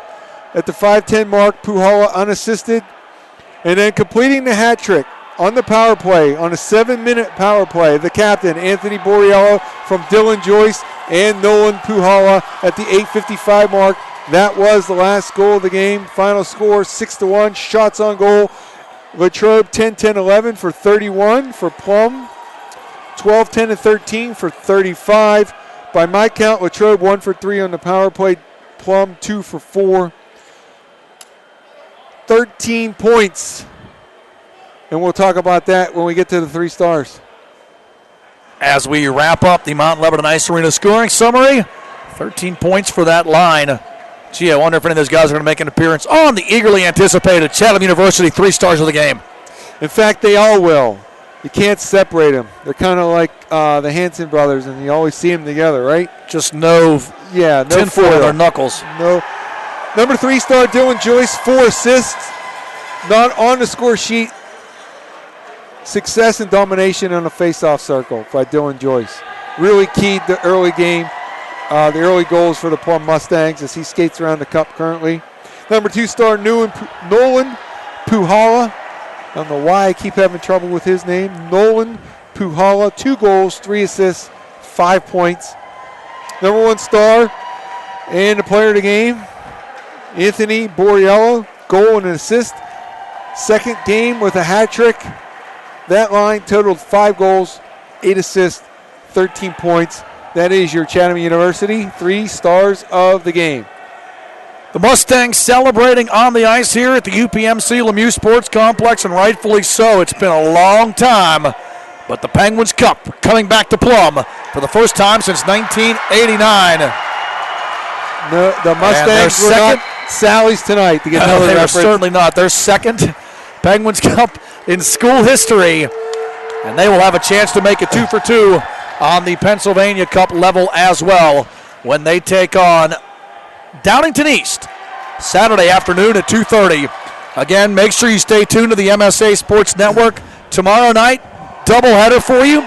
The Division II championship between top seed Meadville and number 2 seed Carrick will take place at 5:30. That'll be followed by the AAA championship between Pittsburgh Central Catholic and Peters Township. Tentative face-off around 8:30 for that one as well. And then all 3 Pennsylvania Cup games coming up for you Saturday. Single A matchup between Franklin Regional and Bayard Ruston starts at 12 o'clock. Plum, Downington East, 2:30 tentatively. And then at 5 o'clock, we'll have your AAA title winner or your Penguins Cup champion of tomorrow's game. We'll take on Holy Ghost Prep. And Kevin, you'd mentioned it or alluded to it. The last couple of years up at Penn State have not been good to the West. Let's see if the change of scenery can bring the state gold back to the east side of the state as well. And they weren't even that competitive. So hopefully Plum and Franklin Regional and whichever team wins tomorrow have their opportunity to have a little celebration and then get back at it in practice, preparation for the state championship Saturday, because this is nice, but the state championship is better. Well, if Central Catholic would win tomorrow, Kevin, what you'd have going for the West is that all 3 of the number 1 seeds would be representing. Good point. You don't often see that. And you did not see that last year because, one, Franklin Regional, as we mentioned, was kind of an underdog that got to the single A title game. And then you had Bishop Canevin in 2A, again a team that kind of came out of nowhere to go on a run and make that Penguins Cup run. And then in 3A, it was Erie Cathedral Prep who had just made the jump up from 2A to 3A, their first season as a 3A team. So not that Peters Township would be a bad team to have representing, but if you have 3 number 1 seeds representing the East in the Pennsylvania Cup, I like your odds better. Yeah, maybe your fortunes change for the better. We shall see. They're always interesting because you're playing schools you never see. They have a little advantage in terms of those Eastern schools log on to our network and check out these Western games, so to get a little scouting report there. But we shall see come Saturday at RMU instead of Penn State this year. Final score here from the Lemieux Sports Complex in Cranberry. Latrobe falls to Plum by the count of 6-1. This game and the broadcast rights to this game are the sole and exclusive property of the PIHL and the MSA Sports Network. Any broadcast of this game is intended exclusively for the benefit of the listening audience, and any use, rebroadcast, or distribution of this broadcast without the express written consent of the PIHL and the MSA Sports Network is strictly prohibited. And then Kevin and I will come and sing 80 songs at your house, and we will start with Debbie Gibson, Lost in Your Eyes, one of the Lax favorites. Sing it very poorly, too. Oh, that's the only way. Final score again here from the UPMC Lemieux Sports Complex. The Plum Mustangs, your 2017 Penguins Cup champions. They defeat Latrobe 6-1. And just one more thing to touch on, Kevin, just for Latrobe. A great season. A team that was, as you said, 500, and they had to win down the stretch just to get in the playoffs. Had a really good playoff run come to an end here tonight against Plum. And a tough loss, too, early on because you lose J.T. Schmizzy, your leading scorer in the first couple minutes of the game, and the ship never really was righted after that. Yeah, that was a big factor in this game. The Cinderella run for the Latrobe Wildcats kind of ran out of steam. We're talking about the Night Out Club. It's kind of like the clock struck midnight on them. And unfortunately for J.T. Schmizzy, he was out of this game very early. It's our understanding he's going to be evaluated. He was taken to the hospital for evaluation, and we hope the best for him. But nevertheless, a good season for the Wildcats, a good memorable run in the playoffs. It's just this championship game did not go the way they would have liked it, but that does not diminish the efforts to get here. So certainly doesn't, and congratulations to Ryan Powell, Corey Gates, and Jack Schulteis, the only 3 seniors on the Wildcat roster. on great PIHL careers. Unfortunately, coming up one short, and we hope that JT Schmizzy is going to be all right. And we'll see you next season. It should be a pretty good Latrobe team coming back in 2017-18. But tonight belongs to the Mustangs. They are dressed like the old LA Kings and the Kings of Class AA as they win 6-1 tonight over Plum, or over Latrobe. I just thought of something. The old Kings, they had the Triple Crown line. That was kind of what this line was for the Mustangs today.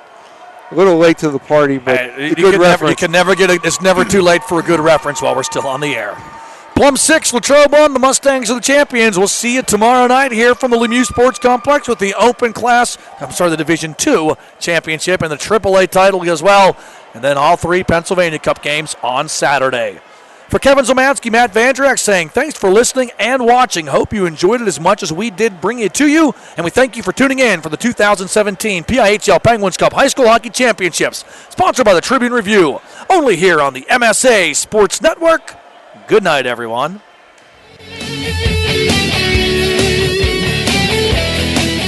You have been listening to coverage of the 2017 PIHL Penguins Cup High School Hockey Playoffs at MSASports.net, sponsored in part by Chatham University, by the Mount Lebanon Ice Arena, by J&J Distributing, by Progress, by First Commonwealth Bank, by UPMC Sports Medicine, by Carlow University, by the Pennsylvania Interscholastic Hockey League, and by Management Science Associates.